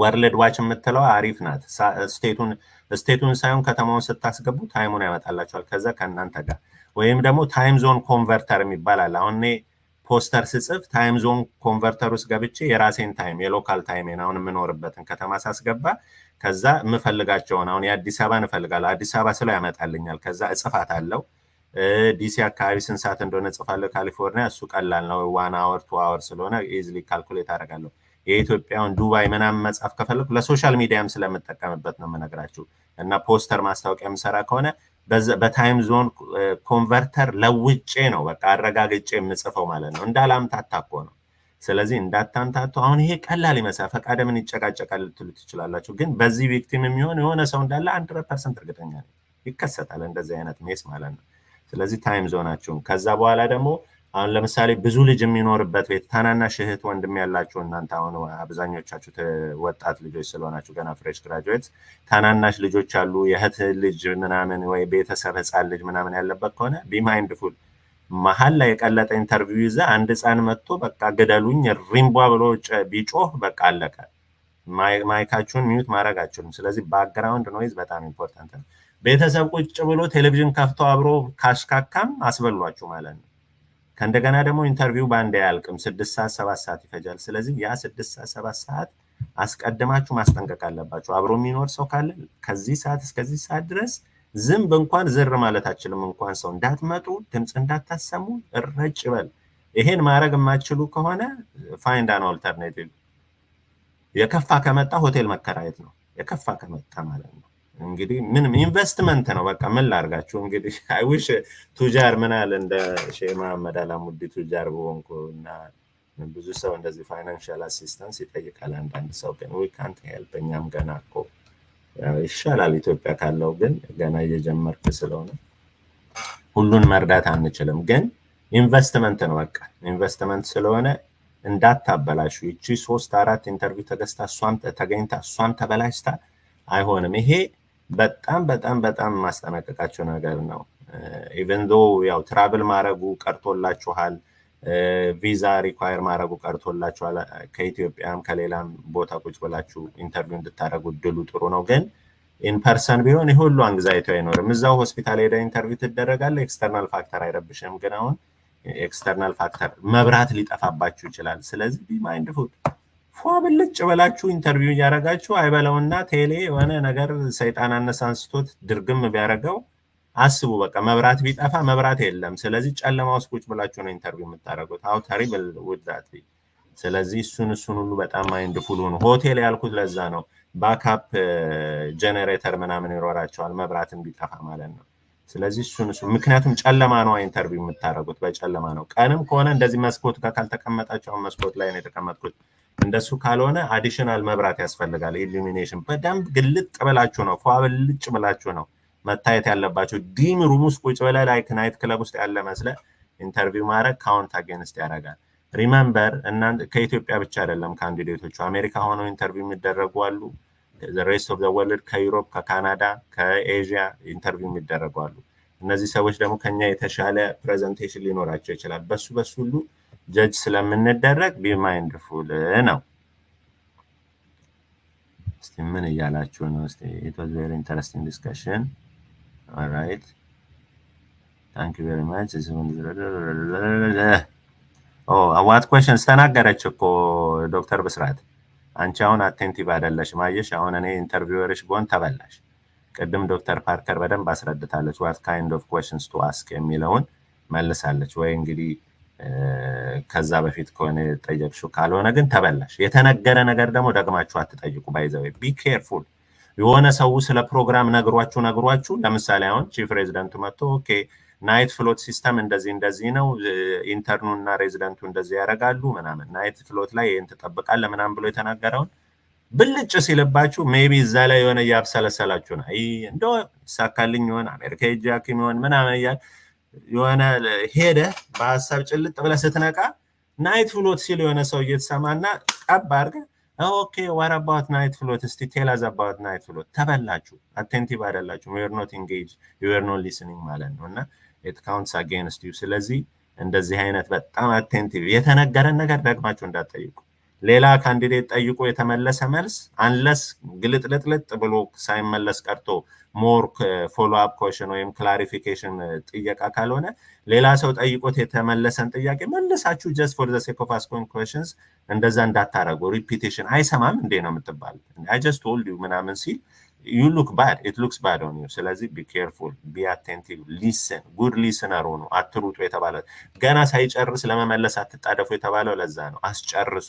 ጥያቄውን አንደርስታንድ አድርጉ። አንደርስታንድ ካላረጋችሁ ደግሞ ክላሪፊኬሽን ጠይቁ። what do you mean, what does that mean, can you elaborate more ምናምን ብላችሁ ኤላቦሬሽን ለመጠየቅ ሞክሩ ማለት ነው። that's also very important. Okay, it means a lot. Okay, it's okay to ask questions related to the competitive specialty. ምን ኮምፒቲቲቭ ስፔሻሊቲ ልደት መድኃኒዓለም ይርዳሽ። ኮምፒቲቲቭ ስፔሻሊቲ እኮ ነው የምትፈልጊው። በርቺ። አሁን ምን በቃ ኮምፒቲቲቭ ስፔሻሊቲ ኢዝ ኦል አባውት ሪሌቲቪቲ። በጣም ኮምፒቲቲቭ የሚባልም ላይ ማች ልታደርጉ ትችላላችሁ። እኔ ኦፕቲሚስቲክ ሰው ነኝ። ኢት ካን ሃፕን ዩ ካን ማች።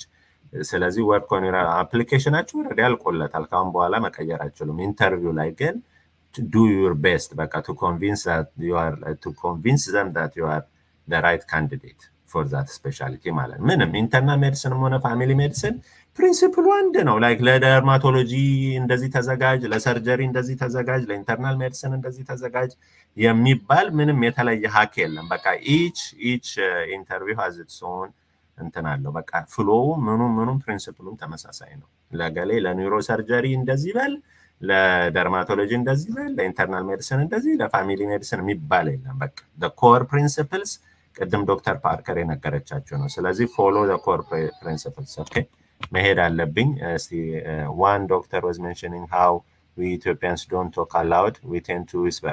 እሱማ አንቺ እንኳን በዚህ አትታሚም ጸጋ። በደንብ ብዙ ጊዜ አብረሽን ሰርተሻል።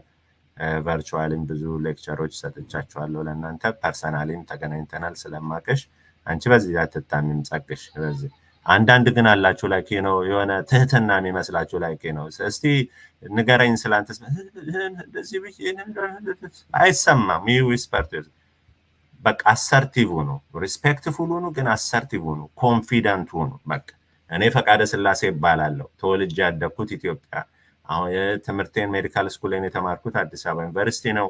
እንደዚህ ሰርቻለሁ፣ ይሄን አድርጌያለሁ። ከዛ በኋላ ደግሞ ወደ አሜሪካ በዚህ ምክንያት መጣው። ከመጣው በኋላ ነው ኦፖርቹኒቲ ያገኘው።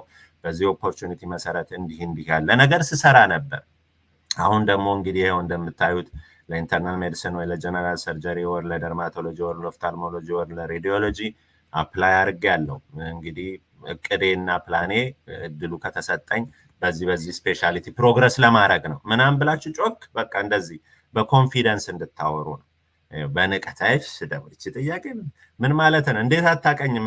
እንደዚህ አይነት አቲቲዩድ አይኑር እንጂ ስታወሩ ጮክ ብላችሁ ቱ ዘ ፖይንት የምትጠየቁትን ነገር በደንብ አዳምጣችሁ በኮንፊደንስ የምትመልሱ ነው። እኔ ድሮ ጥቁር አንበሳ እያለሁ ማልወደው ነገር አንዱ ይሄ ነው። ጸግሽ እንዳልሽው ይሄ የማይሰማ ድምፁ ከኋላ ተደብቆ ተጎትቶ የሚወጣ ተማሪ ያለ አይደል? አስቡ ሜዲካል ስኩል ራውንድ ላይ ቤድሳይድ ላይ ምናምን የሚደበቁ አሉ ላለመመለስ ላለመጠየቅ ምናምን። ይሄ አይጠቅምም። የአሜሪካ ካልቸር ኮምፕሊትሊ ዲፈረንት ካልቸር ነው፣ ዲፈረንት ጌም ነው። ኦኬ ዩ ሃቭ ቱ ኖ ዛት። በጣም በቃ ኮንፊደንት ሰው ነው የሚፈለገው እዚህ ሀገር። ስለ ራሱ መግለጽ የሚችል ሰው ነው የሚፈለገው እንጂ በቃ አይ እንደው እኔ ለትህትና ለጉራ እንዳይመስልብኝ እንጂ እኔማ እኮ እንደዚህ ሰርጅን ነበርኩ፣ አይ እንደው እንዳትታዘቡኝ እንጂ። እንዴ ምን ይታዘባል? አቺቭመንት በአቺቭመንት ማን ይታዘባል? ዩ ሃቭ ቱ ሴ አይ እኔ ከዓለም አንደኛ እኮ እንደዚህ ሐኪም ነኝ ዋዲዩሚን ከመጣው እንኳን አይደለም ኢንተርኖቹን አንተንም አስተምርሃለሁ አይነት አቲቲዩድ ካሳየህም ትበላለህ። ባላንስ ያደረገ ሪስፔክትፉል የሆነ ጮክ ብላችሁ የምትመልሱ እና ፉሊ ኢንጌጅ የምታደርጉ የሰውን አቴንሽን ካፕቸር ማድረግ የምትችሉ ሰዎች መሆን አለባቸው ዲዩሪንግ ዘ ኢንተርቪው ፕሮሰስ። that is very important guys. okay እና ጸግሽ ጥሩ ፖይንት ነው ያመጣሽው። በስርዓት ላስደንግጥሽ ብዬ ነው። አይዞሽ ዶንት ቢ ሶሪ። ይሄ እኮ አሁን ምንም ብራዘርሊ ዲስከሽን ስለሆነ ለወደፊቱ ኢንፋሳይዝ ለማድረግ ብዬ ነው አውቄ ተንኮስ ያረኩሽ። ኦልሬዲ አድሬስ ያደረገችው ነገር ስለሆነ ኢንተርቪው ላይም እንዳትበይ ነው። እዚህ ተበልተሽ እዛ ባትበይ ይሻላል። ገባሽ? ለዛ ነው እና ምን you don't have to apologize ማለት ነው። ኦኬ በቃ it was a great session ይላል። እናመሰግናለን ሁላችሁም የተወደዳችሁ ኢትዮጵያውያን ሐኪሞች ሰክሰስፉል ሆናችሁ ነገ ደግሞ ሌላ ሰው እንደምትረዱ እኔ ይሄን ነገር እርግፍ አድርጌ ስቶ ሌላ ደግሞ ቶርቹን አንስቶ የሚቀበል ትውልድ እንደሚመጣ ሌሎችን ለማገዝ የሚፈልግ ሰው እንደሚወለድ ከእናንተ መካከል እርግጠኛ ነኝ። በእርግጠኝነት የምነግራችሁ ምንም ችግር የለም፣ የጊዜ ጉዳይ ነው እንጂ ይውል ማች። ስለዚህ ስቴይ ፖዚቲቭ የሚባለው ያለቻችሁ ዶክተር ፓርከር በጣም በጣም በጣም እኔም ኢንፋሳይዝ ማድረግ የምፈልገው ነገር ነው። ስቴይ ፖዚቲቭ። የሆነ ጨለምተኛ ሆናችሁ እንዳትመጡ። አይ እንደው ይሆንልኝ ይሆን፣ አይ እንደው ማች አረግ ይሆን፣ አይ እንደው ድካም ብሎኝ ነው የለፋሁት ይሄን ሁሉ ዶላር ዘክዝኬ እንደው ግን እንደው ይሳካል አይ ምናምን እያልክ ከመጣ ዩሎስ ዘጌም ማንም አይደለም ፌል ያደረጋችሁ ራሳችሁ ናችሁ። ራሳችሁን ፌል ያደረጋችሁት እንድታውቁ። በእንደዚህ አይነት ጨለምተኛና ሃፍ ሀርትድ የሆነ ልብ ከመጣ ተሸንፈሃል ኦልሬዲ። ምክንያቱም እኔ እንደውም ድሮም የሆነ የምሰጠው ምሳሌ አለ። አንድ ሰው ወደ ጦር ሜዳ አንድ ወታደር ጦር ሜዳ ውስጥ ሲገባ ይሄንን ውጊያ አሸንፌ በድል ወደ ሀገሬ እገባለሁ ቤተሰቦቼን አገኛለሁ ነው እንጂ የሚለው ወይኔ ታንክ የታጠቀ ድሮን የያዘ ምናምን እንዴት ነው የምተርፈው? እዚህማ ተበላው የዛሬውን ውጊያ አልወጣም እያለ የገባ ወታደር ሲያብሰለስል አንዱ ቀንዱን ይለዋል። ቢሊቭ ሚ አይደበቅም። ሙላ ገና እያብሰለሰለ ነው ያለው እንደሚሸነፍ ይሸነፋል። ስለዚህ በዚህ አይነት ሜንታሊቲ እንዳትመጡ። ስቴይ ፖዚቲቭ። እግዚአብሔር ይረዳኛል፣ እኔ የምችለውን ሁሉ አድርጌያለሁ፣ ተዘጋጅቻለሁ። ከዚህ በኋላ በቃ ሊትል ቢት ኦፍ እድል፣ ከዛም ቀጥሎ ደግሞ የእግዚአብሔር ፈቃድ እርዳታ። እህል ዋይ እኔ እንግዲህ ኦርቶዶክስ ክርስቲያንን ታውቃላችሁ፣ እናንተ ደግሞ የተለያየ እምነት ይኖራችኋል። አይ ሪስፔክት እንደኔ እምነት በቃ አንድ ሰው እህል ውሃው አይቀርም ባይ ነኝ። ምክንያቱም ሁላችንም እኮ ሌላ እኮ ፓዝ ነበረን፣ የህይወት ፓዝ ነበረኝ እኔ። በዛ ፓዙ ዛሬ የለውም። ስለዚህ አይ ቢሊቭ ኢን ዳት በቃ እህል ውሃ ሰምዌር ከሆነ እግዚአብሔር የፈቀደው ከሆነ አይቀርም ብዬ አምናለሁ እኔ። ካልሆነ ደግሞ አይሆንም። አንዳንዴ ለምን አልሆነም ለበጎ ብሎ መቀበል፣ ታንክፉል መሆን። ከዛ ደግሞ ፌል ብናረግ ለምሳሌ አይበለውና ፌል አታረጉም፣ ግን ፌል እንኳን አድርገን ማች ባናረግ ኢትስ ኖት ዘ ኤንድ ኦፍ ዘ ወርልድ። ኤሎት ኦፍ ኢንቨስትመንት፣ ገንዘብ ባከነ፣ ጊዜ ባከነ፣ በጣም ፈልጋችሁ ነበር መግባት ጓጉቷችሁ ነበር፣ ጓደኞቻችሁም አግኝተዋል እድሉን፣ እናንተ ሳታገኙ ቀራችሁ። እዛ ላይ ግን ዶንት ጊቭ አፕ። ምክንያቱም ዛሬ ብትወርቅ ነገ ትነሳለህ። ሁለቴ ሶስቴ አፕላይ አድርገው ይገባዋሉ። እግዚአብሔር ይመስገን እኔ በአንድ ዙር አሁን ነው እየገባኝ ያለው ዲቫስቴሽኑ። ግን ታንክፉሊ እግዚአብሔር ይመስገን አሁን አመሰግናለሁ አምላኬ በአንድ ትራይ ገብቻለሁ። ኦኬ ያውም ደግሞ ብዙ ሬድ ፍላግ ነበረኝ። እኔ ስፔሻሊቲ ቀይሬ ያለው ሃይሊ ትሬንድ ነበርኩኝ። እሱ ራሱ ዳውን ሳይድ አለው። እንደሚጠቅም እንዳይመስላችሁ አንዳንዴ ሁል ጊዜ የራሱ የሚጠቅም ኮምፖነንት እንዳለው ሁሉ ወደኋላ የሚያስጎትት ደግሞ ነገር አለው።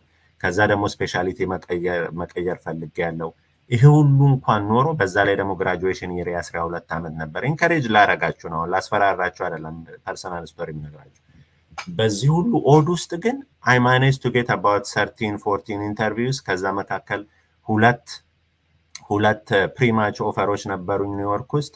ከዛ ግን ነው ከኔ ካለውበት ሲቹዌሽን ጋር እነዛ ፕሮግራሞች አላይን ያደርጋሉ ብዬ ስላላሰብኩ ፕላስ 13 ኢንተርቪው ነበረኝ። ከ13ቱ ሁለቱ ኦፈር ቢያደርጉኝም ገና 11 ደግሞ አለ ማች ላይ ፓርቲሲፔት የሚያደርጉ። ስለዚህ አይ ቶክ ቱ ማይሰልፍ ከነበርኩበት ሪያሊቲ አንጻር እነዚህን 11 ኢንተርቪዎች የመግባት እድሌ ሀይ ነው አይደለም። አየሁትና ሀይ መሰለኝ የነበሩኝ ኢንተራክሽን ጥሩ ስለነበሩ የተሰጡኝ ፊድባኮች ምናምን። ስለዚህ በቃ አይ ሴድ ቱ ማይሰልፍ ኦኬ 11 አለኝ እስከ ማርች ልጠብቅ።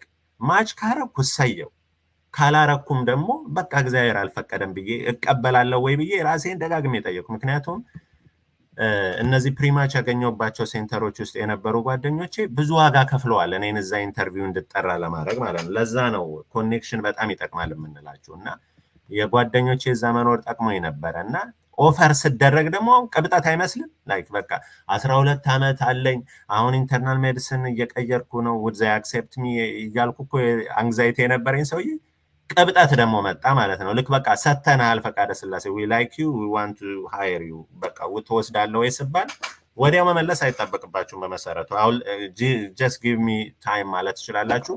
እነሱም ደግሞ አይገፏችሁም። 4 ቀን 5 ቀን ሳምንት ይሰጧችኋል። እስከዚህ ቀን ድረስ አሳውቀን ዲሲሽንህን አሁኑኑ ንገረን አይሏችሁም። አሁኑኑ ቁጭ አድርግ አይሏችሁም።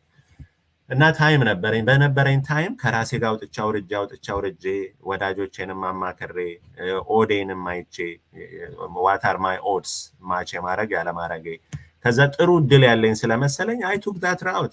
ግንስ ተበልቼም ሊሆን ይችል ነበረ። ማች ባላረግ አስቡ፣ 2 ኦፈር ወደዛ ገፍተህ ከዛ ኤንድ ኦፍ ዘ ዴይ ማች ላይ ሶሪ ዩ ዲድንት ማች የሚል ዜና ቢመጣ ዲቫስቴቲንግ ይሆን ነበር። ግን አይ ቱክ ዳት ቻንስ። እና እንደዚህ አይነት ፐርሰናል ዲሲሽን የምትፈተኑበት ጊዜ መጣ። እሱ ግድ የለም የሆነ ታስቡበታላችሁ በደንብ። ምን ልላችሁ ነው የፈለግኩት ኤምፋሳይዝ ማድረግ የፈለግኩት በቃ አንዳንድ ጊዜ እንደዚህ ተሳክቶልን በአንድ ፕሮሰስ ማች ልናደርግ እንችላለን።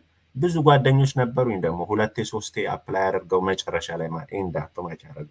ኔቨር ጊቭ አፕ ነው ፖይንቱ። ኤምፋሳይዝ ማድረግ የፈለግኩት ኔቨር ጊቭ አፕ። ማች ባታረጉም ዲቫስቴትድ እንዳትሆኑ በቃ አለቀልኝ እንዳትሉ ለማለት ነው። ስለዚህ ይሄንን በጣም ካሁኑ ራሳቸውን አዘጋጁ። ሌትስ ሆፕ ፎር ዘ ቤስት ሌትስ ፕሪፔር ፎር ዘ ወርስት እንደሚባለው ይሆናል። ፖዚቲቭ ቴል ዮርሰልፍ ይሆናል። I will do it. I will do my best. I will try አይደለም I will do my best. ከዛ ግን በተለያየ ሰርከምስታንስ ምክንያት ማች ባታረጉ ኢትስ ኦኬ። where was my failure? next year apply ሳረግ እንዴት ነው ሬዙሜ የሚስተካከለ፣ እንዴት ነው ሲቪ የሚጠነክረው፣ እንዴት ነው ፐርሰናል ስቴትመንት ኢንሪችድ የሚሆነው፣ እንዴት ነው ኮኔክሽንን ማበለጽገው፣ ሰዎችን እንትን የምለው፣ እንዴት ነው ኦፖርቹኒቲዎችን ማሰፋው። እሱን እየሰራ ትቆያለህ ከማርች እስከ ኦገስት ማለት ነው። ከኦገስት you are completely a different person when you enter the interview season ማለት ነው። ስለዚህ እሱ ማይንድፉል ሁኑ ወንድሞቻችን እህቶቻችን፣ እጅ እንዳትሰጡ ለማለት ነው። ኦኬ when should we expect ይለያያል። እንግዲህ አንዳንድ ሰው ቶሎ የሚመጣለት ይኖራል፣ አንዳንድ ሰው ደግሞ ዘግይቶ የሚመጣለት ይኖራል። ስለዚህ አሁን ለምሳሌ አንዳንድ ልጆች ወይ ኢንተርቪው ያገኙ ምናምን ስትሉ ጨርቃችሁን ጥላችሁ እንዳትበሩ። ባይ ዘ ዌይ I remember the first interview I had was in October ውስጥ 2 ኢንተርቪው እንደነበረኝ አውቃለሁ። አንድ ሜሪላንድ የነበረ ፕሮግራም እና አንድ ዌስት ቨርጂኒያ። ሁለቱን ኦክቶበር እንደጨረስኩት እዚህ ይለኛል። ሚድል ኦፍ ኦክቶበር እና ምናምን I was fortunate። በጣም ቤስት ፍሬንዶቼ ዛት ይር እንደኔው ማች ያደረጉ ልጆች ደግሞ ኖቬምበር ውስጥ ምናምን የጀመሩ ልጆች ነበሩ። ስለዚህ አሁን አብረንም ነበር የምንሰራው። የተወሰነች ወራት ስራ ስረቼ ነበር። እዛ አብረን ነው የምንውለው። ያው ሁሌ እንነጋገራለን። ኢንተርቪው ሲመጣልን፣ ኢሜይል ኢንቪቴሽን ሲመጣልን፣ ምንድነው ስኬጁል ስናረግ ምናምን ሁሉ እንነጋገር ስለነበረ በቃ ሰፖርት ኢሞሽናሊ ሰፖርት እንደራረጋለን። ፈቃደ ስላሴ 2 ኢንተርቪው ያገኘው ኦክቶበር ላይ ኢንተርቪው አረገ። ስለዚህ ምናምን ጨርቅህን ልትጥል አይገባም። ስቴይ ፖዚቲቭ፣ ስቴይ ካልም። ይመጣል። እና ልጆቹም መጥተዋል። በትንሽ ቁጥር ብንለያየ ነው እንጂ at the end of the day ተቀራራቢ ነምበር ኦፍ ኢንተርቪውስ ነበር የነበረን ቀድሞ ቢመጣም ለኔ። እና ይሄ የሆነበት ምክንያት ምንድነው? ኢንቪቴሽን ያገኘሁባቸው ፕሮግራሞች ቀድሞ ኢንተርቪው ስለሚጀምሩ ነው። ባይ ዘ ዌይ አንዳንድ ፕሮግራሞች አይ ሪሜምበር ሴፕቴምበር 15 ነበር፣ አሁን 25 ነው። በ10 ቀን ሌት ነው። እሱንም ማይንድፉል ነው ታይም ላይኑን። የኛ በ15 ነበር ሰብሚት ያደረግነው። ስለዚህ ኦክቶበር መጨረሻ ላይ ኢንተርቪው ባረግ አይደንቅም፣ ከወር በላይ ነው ማለት ነው አፍተር ሰብሚሽን። ስለዚህ ለእናንተም አሁን በ25 ከሆነ ከኦክቶበር 25 በፊት ምናምን ሬርሊ እንደው በጣም ሬር ነው የሚመስለኝ። ስለዚህ ኢንተርቪው ቢጀመር ምናምን ኖቬምበር ነው የሚመስለኝ። እና ኢንተርቪው ደግሞ እስከ ፌብሩዋሪ ድረስ ስለሚደረግ አንዳንድ ፕሮግራሞች አሁን ለምሳሌ እኔ አውሮራን የተማርኩት የአውሮራን ኢንተርቪው እስከ ዲሴምበር መጀመሪያ ወይም ኖቬምበር መጨረሻ ድረስ አላገኘውም ነበር። ኢንቪቴሽኑ ጭራሽ አልመጣም እና እሱ አንክሽስ፣ ምክንያቱም በጣም ብዙ ጥሩ ነገር ሰምቼ ስለነበር ስለ ፕሮግራሙ ጓደኞቼም ስላሉ አውሮራም አንደኛ ማድረግ እፈልግ ነበር ፎር መኒ ሪዝንስ፣ ወደዛ ውስጥ አልገባም። እና በዛ ምክንያት በጣም አንክሸስ ነበርኩኝ። ምክንያቱም አንቲል ዲሴምበር ኦር ምናምን ኢንቪቴሽኑ አልመጣም እና በጣም አንክሸስ ነበርኩኝ። አንዱ ምክንያት ራሱ እነዚህን ምንድነው ፕሪማች ኦፈሮች ዲክላይን ያደረኩበት ምክንያት ገና ኢንተርቪው አላገኘሁም። ጭራሽ ኢንቪቴሽን የአውሮራ አልመጣም ነበር። ሚድ ኖቬምበር ላይ ነበር እነዛን ፕሮግራሞች የኒውዮርክ ፕሮግራሞች ኢንተርቪው ያደረኩት ሚድ ኖቬምበር እና ኤንድ ኦፍ ኖቬምበር። እና ግን አይ ዋዝ ሆፕፉል አውሮራ ኢንቫይት ያደረጉኛል ብዬ አላሳፈሩኝም እነሱ። በዛ ምክንያት በቃ ሌት እና ኢንተርቪው ያደረኩት አውሮራ ጃንዋሪ 20 ምናምን ነው። አይ ሪሜምበር I came here in the middle of a winter storm። በጣም ኃይለኛ ስኖ እያደረገ ነው ሚድናይት የመጣሁት እና ቀልቤ ነው ግፍፍ ያለው። ባይዘው ሌላው የምመክራችሁ ስለ ፕሮግራሞቹ፣ ስለ ከተማዎቹ፣ ስለ ሊቪንግ ምናምኑ በደንብ ወቁ ባይዘው። ምክንያቱም እዚህ ያለውበት ከተማ ስመጣ I didn't know ስኖ እንደሚያደርግ እግዚአብሔርን እንዳትታዘቡኝ። I didn't know, I have no idea። ሁሌ ስለ ፕሮግራሙ ነው ጥሩ ሲወራ የምሰማው እና እኔ ሄቨን ነገር ነበር የመሰለኝ። መድኃኔዓለም ክርስቶስ I had one interview in ቴክሳስ በጣም ቺል ነበር። it was ጃንዋሪ ብያቸዋለሁ። I think January 22nd so ቴክሳስ ጃንዋሪ 17 ምናምን ቴክሳስ ኢንተርቪው ነበረኝ። I used to live in Virginia። ስለዚህ ቨርጂኒያ ዌዘሩ ናይስ ነበር ሪሌቲቭሊ። ቴክሳስ ሲሄድ ጭራሽ በጣም አሪፍ ነበር። ላይ ካልም ዌዘር ነው። እንደውም በሱፍ ብቻ ኦቨርኮት ራሱ ሳናረግ በጣም አሪፍ ነበር። ጃኬት አይፈልግም። ፈታ ብዬ ከቴክሳስ ነው እዚህ የመጣሁት ማለት ነው። ሚድናይት አካባቢ ነው ፕሌኑ ያረፈው። it was completely በእውነት I was shocked። አይኔን የፈጠጠው ኃይለኛ ስቶርም፣ ዊንተር ስቶርም የምታውቁ ከሆነ ያው ኢትዮጵያ ያላችሁ ምናልባት ኤክስፔሪየንስ አይኖራችሁም፣ ግን እዚህ ሀገር የምትኖሩ ኃይለኛ ዊንተር ስቶርም what that means is ስንትና ስንት ኢንች ስኖውፎል እያደረገ ለመንዳት አስቸጋሪ እና ይቀበለኝ ያሰበው ጓደኛዬ ደውሎ ፕሌን ውስጥ እየገባው ነው ስለው በጣም ኃይለኛ ስኖ እየጣለ ነው እና መንዳት ቪዚቢሊቲውን በጣም ባድ ስለሆነ ሶሪ ፍቄ በኡበር ትመጣለህ ወይ ምናምን ሲለኝ ምን እያለ ነው ምናምን ብዬ ታዝቤው ነበር። ከዛ ግን ስመጣ እንኳንም አልመጣ። ከዛ በኡበር ስንት ሰዓት ጠብቄ ምናምን ሚድናይት ነው በዛ ጨለማ ስኖ። በማግስቱ መውጣት አልቻልንም። አርብ ማታ ነበር፣ ቅዳሜና እሑድ ሎክድ አፕ። then I started freaking out። ስለዚህ አሁን አውሮራ ስለነበረው ማይ ሳይኒንግ አፕ ለእንደዚህ አይነት ሜስ ምናምን ነገር ብዬ ስኖ ደግሞ ኤክስፔሪየንስ የለኝም። ቨርጂኒያ አካባቢ በአመት አንዴ ከጣለ ፓኒክ ነው ሁሌ። ስለዚህ ለስኖ የነበረኝ ሚኒንግ አንደርስታንዲንግ ኔጌቲቭ ነው እና በጣም ፈትኖኛል። እግዚአብሔርን አልዋሻችሁም። እና ኖ the program, know the weather, know the area, know the accessibility like ኢትዮጵያን ኮሚኒቲ አለ የለም፣ ይሄ ሁሉ ማተር ያደርጋል። ባይዘው አይ ነው ቅንጦት ምን ይጨማለቃል የሰውዬ እንዳትሉ፣ ልክ ለምን ኬክ አልበላችም እንዳለችው የሀብታም ልጅ የንጉስ ልጅ እየሆንኩ አይደለም። ግን ኦልተርኔቲቭ ላላችሁ ሰዎች ግን እነዚህ ነገሮችን በጣም ማተር ያደርጋሉ። መታየት ያለባቸው ነገሮች ናቸው። ቸርች አለ ወይ? መስጊድ አለ ወይ በአካባቢው? ልጆች ያሏችሁ ሰዎች ልጆቼን ይዤ እዛ መሄድ እችላለሁ ወይ? ሙቭ ማድረግ እችላለሁ ወይ? ለቤተሰቤ ይሆናል ወይ? ሃውሲንግ ኮስቱን እችለዋለሁ ወይ? 3 ልጅ አለኝ። ስለዚህ 3 ቤድሩም ሚኒመም ለመከራየት ኒውዮርክ ከሆነ አፎርድ አደርጋለሁ ወይ? $2,000-3,000 ከ3,000 ምናምን ብር የሬዚደንት ደሞዝ አፎርድ አደርጋለሁ ወይ? የሚስቴ ስራ እንዴት ነው? ብትመጣ ትጎዳለች ወይ? ምናምን ይሄ ሁሉ ካልኩሌሽን ውስጥ ይገባል። በተለይ እንደዚህ ኤክስቴንድድ ፋሚሊ ላለው ገና ከፍሬሽ ፍሮም ሜዲካል ስኩል የወጣችሁ መቼም ጌታ ይወዳቸዋል፣ እግዚአብሔር መርቋቸዋል። የትም ብትገቡ ጓንታናሞ ቤም ቢልኳችሁ ገብተህ ትሬን አድርገው በጣም አገባ ግን ፋሚሊ ምናምን ላላችሁ ግን እነዚህንም ነገሮች ይዋቸው። ስፒሪቹዋሊቲ ላይ በጣም ማተር የሚያደርግ ቸርች መሄድ የምትፈልጉ ሰዎች ምናምን ኢትዮጵያን ኮሚኒቲ መኖር አለመኖሩ ማተር የሚያደርግባችሁ ሰዎች በልጆቻችሁ ምክንያት በራሳችሁ ምክንያት ምናምን በጣም ማይንድፉል ብትሆኑ በጣም በጣም ጥሩ ነው። እሱን ሁሉ ብታዩ ማለት ነው ሰርፕራይዝ ላለመሆን። አሁን ደግሞ ቨርቹዋል ኢንተርቪው ስለሆነ ያ ኤለመንት ወጥቶባቸዋል። አሁን እኔ ስለዚህ ከተማ አሁንም ድረስ ኖርኩበት እኮ እንደዛ የፈራሁትን ከተማ ያው 5 ዓመት አለፈኝ ባይዘዌ እና ደግሞ እንደፈራሁትም ቴሪብል አይደለም። አሪፍ ከተማ ነው። አሪፍ ሊቪንግ ኮንዲሽኑ ናይስ ነው።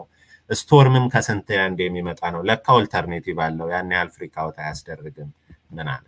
ስለዚህ ምንም ችግር የለውም። አውቃችሁ ካወቃችሁት ፕሪፔርድ ማይንድ ኦልዌይስ ሶሉሽንም ላይ ይሰራል ማለት ነው። ኦኬ እስቲ ታንክ ዩ ሶ ማች ሴሽን ዋት አባውት ዩዚንግ ሄድሴት። አረ የምን ሄድሴት? ሲትኮም ስምህ ራሱ የሆነ የቴክኖሎጂ ተኮር ነገር ነው። የምን ሄድሴት ምናምን እንዳታረጉ፣ ሜሳፕ ነው የምታደረጉት። ባይሰማቸው ምናምን ድምፅህን አንሰማ ልትደናቆር ፕሌን እንደዚህ ምንም እንደዚህ ኢርበድ ምናምን እንዳትጨምሩ። ሙዚቃ እያዳመጥክ ይሆን እኔን እያዳመጥክን እንደሆነ ምን አውቃለሁ። እዚህ ላይ ቁጭ አድርገህ እንደሱ እንዳታረጉ። ብዙም ሪኮመንድድ አይደለም። ሲትኮም ሰምተሃል? የቴክኖሎጂ ጉሩ ነህ መሰለኝ ወይ ነሽ መሰለኝ።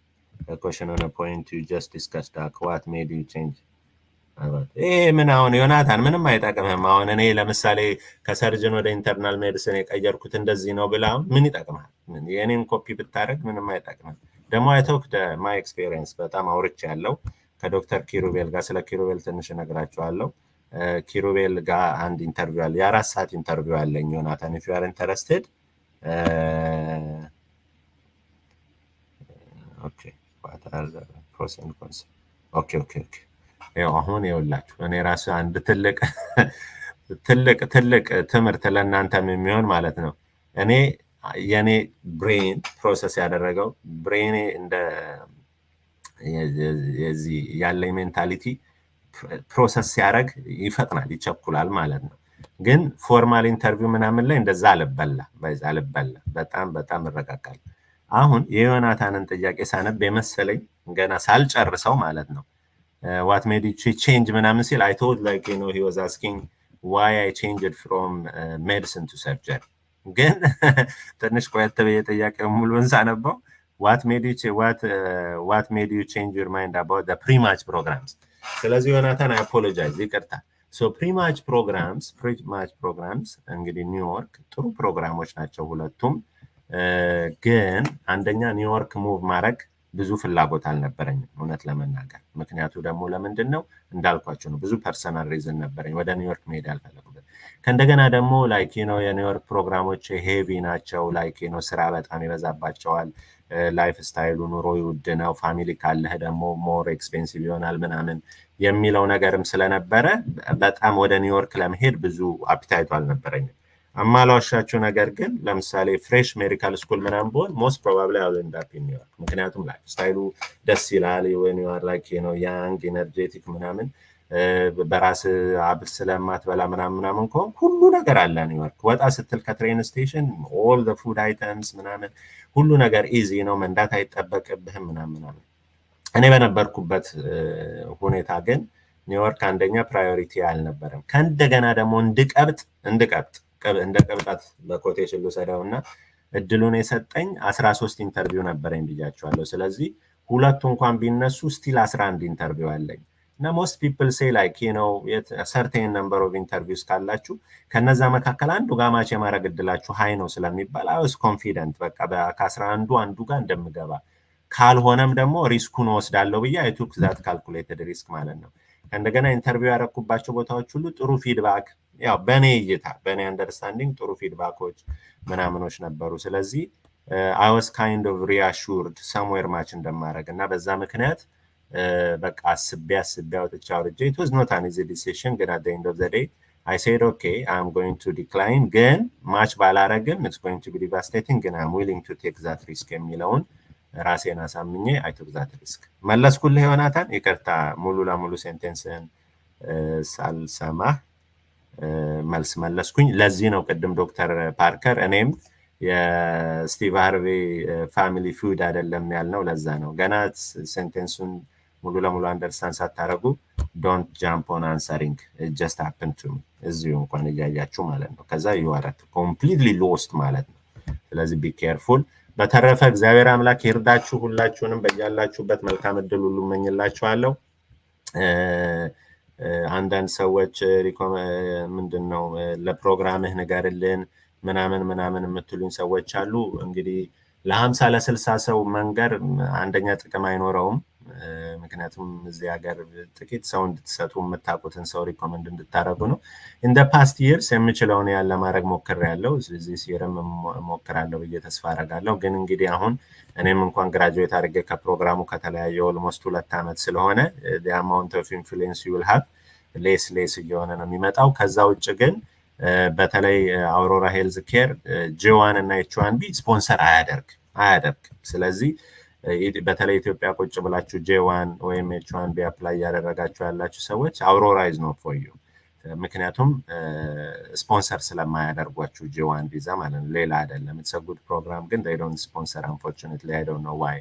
ስለዚህ ያን ስለማያደርጉ ሁሌ የምጠይቀው where do you live what is your visa status ምናምን እያልኩ የምጠይቅበት ምክንያት ይሄ ነው። ቪዛ ስታተሳችሁ አትሊስት አሳይለም ላይ ያለ ወርክ ፐርሚት ያለው ሰው ወይም ግሪን ካርድ ያለው ወይም ሲቲዝን ካልሆነ they don't sponsor you for a visa። ስለዚህ ሌላ ቦታም ቢሆን ገንዘባችሁ አሁን ኦልሬዲ ሰብሚት አድርጋችኋል፣ ገንዘባችሁ እንዳይበላ ጂ1 እና ኤች1ቢ ስፖንሰር የማያደርጉ ተቋሞች ላይ አፕላይ ባታረጉ መክራችኋለሁ ማለት ነው።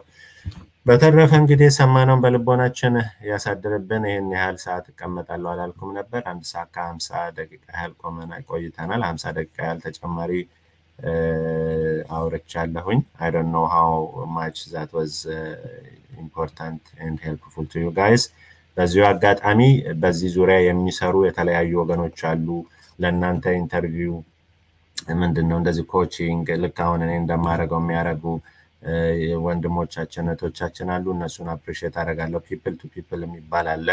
እዛ ላይ ዶክተር እናውጋውና ዶክተር ውቤ በጣም አፕሪሼት አደርጋቸዋለሁ። ኤቭሪ ይር አይረሱም። ሁሉ ጊዜ ዌቢናር ያዘጋጃሉ፣ ሰዎች ኢንቫይት ያደርጋሉ። አንድ ሴሽን እንደነበራቸው ተመልክቻለሁ በቅርቡ። ስለዚህ ፒፕል ቱ ፒፕል መስራች ዶክተር እናውጋው መሀሪ እንደዚሁም ደግሞ ውቤም አብሮት ይሰራል። ሂዝ ፔዲያትሪክ ካርዲዮሎጂስት። በጣም አፕሪሼት አደርጋቸዋለሁ። ናን ስቶፕ በየአመቱ 4-5 ዌቢናር እያዘጋጁ ኮች ስለሚያደርጓችሁ ማለት ነው። ያው እኔ ያያችሁ በእናንተ ስም እኔ እያመሰገንኩ ነው። ስለዚህ እናንተም እድሉን ስታገኙ አፕሪሼት አድርጓቸው፣ አመስግኗቸው። ምክንያቱም ዝም ማለት ይችላሉ እኮ። ስንት እኮ የኢትዮጵያ ሐኪም አለ አሜሪካ ውስጥ የሚኖር፣ የሚተነፍሰው ጥቂት ነው። ስለዚህ እነዚህ በቃ ለመርዳት የመጡትን ሰዎች አፕሪሼት ማድረግ ልመዱ ማለት ነው። ስለዚህ በእናንተ ስም በጣም አፕሪሼት አደርጋቸዋለሁ። ከዛ በተጨማሪ ደግሞ የጤና ወግ እነ ዶክተር ፍፄ እነ ረዴት እና ሌሎችም ማላውቃቸው በስም ግን በጣም ብዙ ሰው ኢንቮልቭድ እንደሆነበት አውቃለሁ። የጤና ወግም እንደዚህ አይነት አላማ አለው። በየአመቱ ሰፖርት ያደርጋሉ፣ ብዙ ዌቢናር ያዘጋጃሉ ኢንክሉዲንግ ዘ ዋን ዊዝ ዶክተር ፓርከር።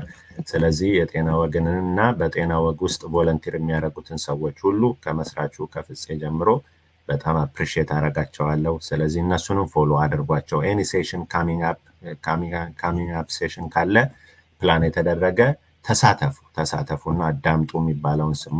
በዛውም ደግሞ ኮኔክት ታደርጋላችሁ ከሰዎች ጋር ማለት ነው። ከዛ በተጨማሪ ደግሞ ሁሌም የማመሰግነው ኪሩቤልን ነው። ሐኪም ኪሩቤል ለእኔ አሁን እንደ ታናሽ ወንድሜ ነው። ኪሩቤል የሩቅ ሰው አይደለም። በአካል አልተገናኘንም። አሁን ግን ሆፕፉሊ በቅርቡ አገኘዋለሁ ብዬ ተስፋ አደርጋለሁ በአካል እና ኪሩቤል በጣም ድንቅ ልጅ ነው፣ ድንቅ ወንድም ነው፣ ለእኔ ወንድሜ ነው። እና እሱ ደግሞ በጣም ብዙ ስራ ሰርቷል። ከዚህ በፊት ብዙ ሰውን አምጥቶ ኢንተርቪው አድርገውላቸዋል ኢንክሉዲንግ ማይሰልፍ። ግቡና በደንብ ገርቡት ነው የሚባለው። ግቡና እሱ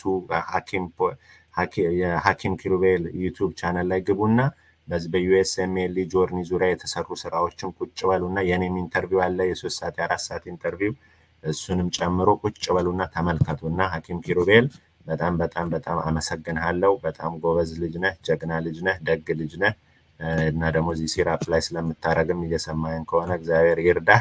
ካልሰማኸኝም ያው የዘወትር ጸሎቴ ነው። ሁሌም ስለምንገናኝ ችግር የለውም። ሐኪም ኪሩቤልን አመስግኑ።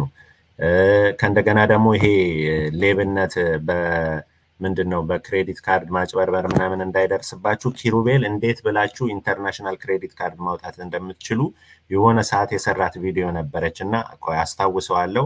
ከቻልን አብረን እንደ ዲስከሽን እንደዚህ እንይዝና ጊዜ ሲያገኝ ይዤው መጣና ስለሱ እናወራለን። በቃ የሰው ጥገኛ እንዳትሆኑ ማለት ነው። ሰው እንዳያጭበረብራችሁ፣ ቪክቲም እንዳትሆኑ፣ የሀገር ስምም እንዳይጠፋ በአንዳንድ ርካሽ ስራ በሚሰሩ ሐኪሞች ሆነው እንደዚህ በማድረጋቸው በእውነት አዝኛለሁ ከልቤ እና እንደሱ እንዳይሆን ኪራ በጣም በጣም እናመሰግናለን ባለበት። ከዛ ደግሞ ማንን ረሳው? የረሳኋችሁ ሰዎች ካሉላችሁ እንግዲህ ሪኮግናይዝ ሳላረጋችሁ ቀርቼ ስላለ ሳይሆን አሁን ብሬኔ ሸዳውን ስላደረገ ነው። ኦኬ መክሊት አለች። መክሊት አሁን እዚህ ሬዚደንሲዋን እየሰራች ነው። ሰከንድ ይር ሬዚደንሲ ምን ሜንተርስ ነው? ዩኤስኤምኤል ንገሩኝ እስቲ ምንድን ነበር? ምን ሜንተርስ ነው የሚባለው? የእሷ ኢንስቲትዩሽን የሚያውቀው የለም? የመክሊትን ዩኤስኤምኤል ሜንተርስ ነው ምናምን የሚል ረሳሁት ስሙን። እዛ እኮ እኔ 2 ሴሽን ነበረኝ ላስት ይር። አሁን አይ ቲንክ ሺ ኢዝ አ ሊትል ቢት ቢዚ ዚስ ይር መሰለኝ። ግን ፕሪቪየስ ይርስ ላይ የሰራቻቸው ቪዲዮዎች አሉ። ኢንተርቪው ያደረገችን ሰዎች አለን። ቆይ ልፈልገው፣ ታገሱኝ። ይሄንንማ ማግኘት አለብን። የሚያውቀው የለም የመክሊትን እንትን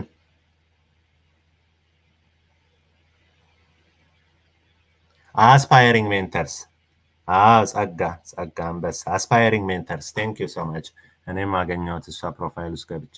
ስለዚህ አስፓይሪንግ ሜንተርስ ብላ ራሷ ካንዲዴት ሆና ግን ለራሷ ብቻ ሳይሆን ያገኘችውን ኢንፎርሜሽን ሰዎችን በመጋበዝ እኔም እንግዳ ነበርኩ 2 ቀርብ ያለው እሷ ጋር በአማርኛ ያደረግነው ነገርም አለ ስለ ማቺንግ ምናምን። ስለዚህ አስፓይሪንግ ሜንተርስም ዩቲዩብ ቻናል አላቸው። እዛ ግቡና የተለያዩ ሰዎች ያደረጉትን ዲስከሽን ብትመለከቱ በጣም ብዙ ግብአት አለው። ስለዚህ መክሊት እዚህ ሺ ኢንድድ አፕ ጆይኒንግ ማይ ፕሮግራም ደስ በሚል ሁኔታ በጣም ጎበዝ ልጅ ናት። በጣም ቫይብራንት፣ በጣም ጎበዝ ልጅ። አይ አም ፕራውድ ኦፍ ሄር። ስለዚህ እሷም ትረዳቸዋለች። ስለዚህ እሷንም በጣም አመሰግናታለሁ መክሊትን ማለቴ ነው። ስለዚህ ብዙ ሰው እየረዳ ነው፣ ብዙ ሰው እየጣረ ነው። እናንተም ደግሞ ነገ እግዚአብሔር ረድቷችሁ ለጆኔሮቻችሁ የምትረዱ እንደምትሆኑ ተስፋ አደርጋለሁ። በቃ እንግዲህ በቃናል። እኔም ትንሽ አረፍ ልበል፣ ደግሞ ነገ ጀምሮ ስራ ስለምጀምር። ሁላችሁንም እግዚአብሔር ይርዳችሁ። ሰላም ሆኑ እና ይሄንን ዛሬ ሴሽኑ ያመለጣቸው ሰዎች ካሉ ሊንክዲን ገጽም ላይ ይቀመጣል። ይሄው ሪካርዲንግ እንዳለ ነው ቁጭ የሚለው ወይም ዩቲዩብ ቻናል ላይ ወይም ፌስቡክ አካውንት ላይ። ግን ሊንክድን ላይ ፎሎ የምታደርጉኝ ሰዎች ወረደ ያለ፣ ሊንክዲን ላይ ፎሎ የማታደርጉኝ ሰዎች ደግሞ ዩቲዩብ ቻናል ላይ አለ። ምንም ዳውንሎድ አላረገው ምን አላረገው፣ እዛው ብሮድካስት እንደተደረገ ሞመንት አይ ክሎዝ ኢት ኢትስ አቫይለብል። ስለዚህ ደጋግማችሁ አዳምጡት ማለት ነው። በቃ እግዚአብሔር ከሁላችን ጋር ይሁን። ጉድ ላክ ጋይስ። ኦኬ ጉድ ላክ። ዶንት ፓኒክ። የጓደኛ እያያችሁ እንዳትጨነቁ። እገሌ ኢንተርቪው መጣለት እኔ ያልመጣልኝም። ዶንት ፓኒክ። like I told you, some programs may not send out invitations until December, okay, until end of November, so they have their own timeline. እየተንጠባጠበ ነው የሚመጣው፣ ቀስ እያለ ነው የሚመጣው እና ኤርሊ ኢንተርቪው ካገኛችሁ ቶሎ ስኬጁል አድርጉት። ለምንድን ነው በኋላ ካሰባችሁት በላይ ብዙ ኢንተርቪው ቢመጣ ልትጨናነቁ ትችላላችሁ፣ ስኬጁል ልታጡ ትችላላችሁ። በጣም የሚያስጨንቅ ሁኔታ ውስጥ እንዳትገቡ፣ እንዳገኛችሁ ቶሎ ስኬጁል አድርጉ። ሌላው ፒስ ኦፍ አድቫይዝ ምንድን ነው? ፕሪማች ፕሮግራሞችን በተመለከተ አሁን ለምሳሌ እኔ እንደሆንኩት 13 14 ኢንተርቪው ኖሯችሁ 1-2 ፕሪማች ካለ ፕሪማች ፕሮግራሞቹን ትንሽ ዘግየት ማድረግ፣ ቀድማችሁ አታርጉ። አሜሪካን ግራጁዌቶቹ ምንድነው የሚያደርጉት? ቀድመው ያደርጓቸውና they know they are not going to rank them፣ ምክንያቱም 20 ምናምን ኢንተርቪው እንደሚያገኙ እርግጠኛ ስለሆኑ ቀድመው ስኬጁል ያደርጓቸውና መለማመጃ ያደርጓቸዋል ማለት ነው። እንደ ሞክ ኢንተርቪው ይጠቀሙበታል ማለት ነው። ስለዚህ እኛ እንደዚህ አይነት ላግዠሪ ስለሌለን ምናልባት እንደዚህ አይነት ዳይሌማ ውስጥ ገባለሁ ብላችሁ የምትፈሩ ሰዎች ካሏችሁ ወደ ኋላ አርጓቸውና እዩት፣ ምን ያህል ኢንተርቪው እንደምታገኙ ጀጅ ታደርጉታላችሁ። አሁን ምንም ኢንተርቪው ካልመጣና አንድ ፕሪማች ካለች እዛ ላይ ደም ይሰጣል። አያችሁ፣ ትዋደቃላችሁ። ኢምፕረስ አድርጋችሁ ጆቡን ይዛችሁ ቤታችሁ ለመምጣት ማለት ነው። ምንም ተስፋ ከሌለ 20 ምናምን ካለህና ፕሪማች ካለ ጀስት ስኬጁል ኢት አት አ ሌተር ዴት። ከዛ you will think about it if you like the program, if you think it's a perfect match for you, ፐርፌክት ፊት ፎር ዩ እና በቃ ልውሰደው ምናምን የሚል ሀሳብም ከመጣ አትሊስት ሌሎች ፕሮግራማችሁን አይታችኋል፣ ኤክስፕሎር አድርጋችኋል፣ ስንት ኢንተርቪው ኦፖርቹኒቲ እንደምታገኙ አይታችኋል ምናምን። ስለዚህ ኤርሊ ሆኑ አትጨነቁም ማለት ነው። ለምሳሌ ኦክቶበር ላይ አድርገ ኦኬ ዊ ላይክ ዩ ዊ ዊል ቴክ ዩ ምናምን ነገር ከተባለ ከዛ አሁን ይቺ ያለች አይደል ኢን ዘ ባክ ኦፍ አወር ማይንድ ኦኬ ገና እኮ ኦክቶበር ነው፣ ኖቬምበር ዲሴምበር ላይ 20 ኢንተርቪው ባገኝስ 15 ላይሆን እኮ ይችላል፣ ሊሆንም ግን ይችላል። በእንደዛ አይነት ዳይሌማ ውስጥ እንዳትገቡ ትንሽ ገፋ አድርጉት። ሌላው የሰማሁት ነገር ምንድነው፣ አንዳንዴ ምንድነው በጣም አርቃችሁ ደግሞ ስትገፉት if they end up giving out all positions የእናንተ ኢንተርቪው ቀን ሳይደርስ ፖዚሽኑን ሁሉ ሰዎች ላፍ አድርገው ከወሰዱት 10 ፖዚሽን ካለና 10ሩን ከእናንተ ኢንተርቪው ቀን በፊት ኦፈር አድርገው 10ሩም ከተወሰደ you are done። በቃ ኢንተርቪው ራሱ ተበላ ማለት ነው፣ ምክንያቱም ስፓቱ ስለሞላ ማለት ነው። እንደሱ አይነት ሪስክ እንዳለ ከአንዳንድ ሰዎች ሰምቻለሁ። ብዙ ጊዜ አይሆንም፣ ግን it may happen, there is that possibility as well። ስለዚህ እንትን በሉት ባላንስ አድርጉ ማለት ነው ፕሪማቾችን በተመለከተ። ግን for the majority of us what matters the most is getting the opportunity, getting the training and becoming a US trained physician። የትም ፍጪው ዱቄቱን አምጪው ነው ባይዘይ። ሃርቫርድም ትሬን አረክ፣ ፕሪማች ፕሮግራምም ትሬን አረክ፣ በቃ at the end of the day ሁሉም ኢኳሊ የአሜሪካን ቦርድ ኦፍ ኢንተርናል ሜዲሲን ኦር አሜሪካን ቦርድ ኦፍ ሰርጀሪ፣ አሜሪካን ቦርድ ኦፍ ሬዲዮሎጂ ቦርድ ካንዲዴት ሆኖ ነው የሚወጣው። ቦርድ ካንዲዴት ሆኖ ይወጣል፣ ቦርዱን ይወስዳል፣ ቦርድ ሰርቲፋይድ ይሆናል፣ አለቀ። ቦርድ ሰርቲፋይድ ፊዚሽያን መሆንህ ነው እንጂ የሚፈለገው ሃርቫርድ ነው ወይ የተማርከው ምናምን። የትም ተማር ልመና ነው ስራ እዚህ። ስለዚህ እሱንም ማይንድ ፉል ነው። አንዳንዴ ኦቨር አምቢሽስ አትሆኑ። እኔማ I have to go to university program, I don't want to train in a community program አይባልም እንደዛ። I don't want to do it in a pre-match program, especially if we don't have much options. Get any opportunity, any opportunity እና እሱን ማድረግ ነው።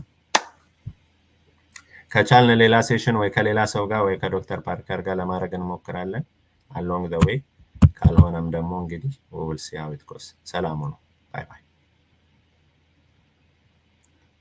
all right, where is that? ቻሪክ ታመን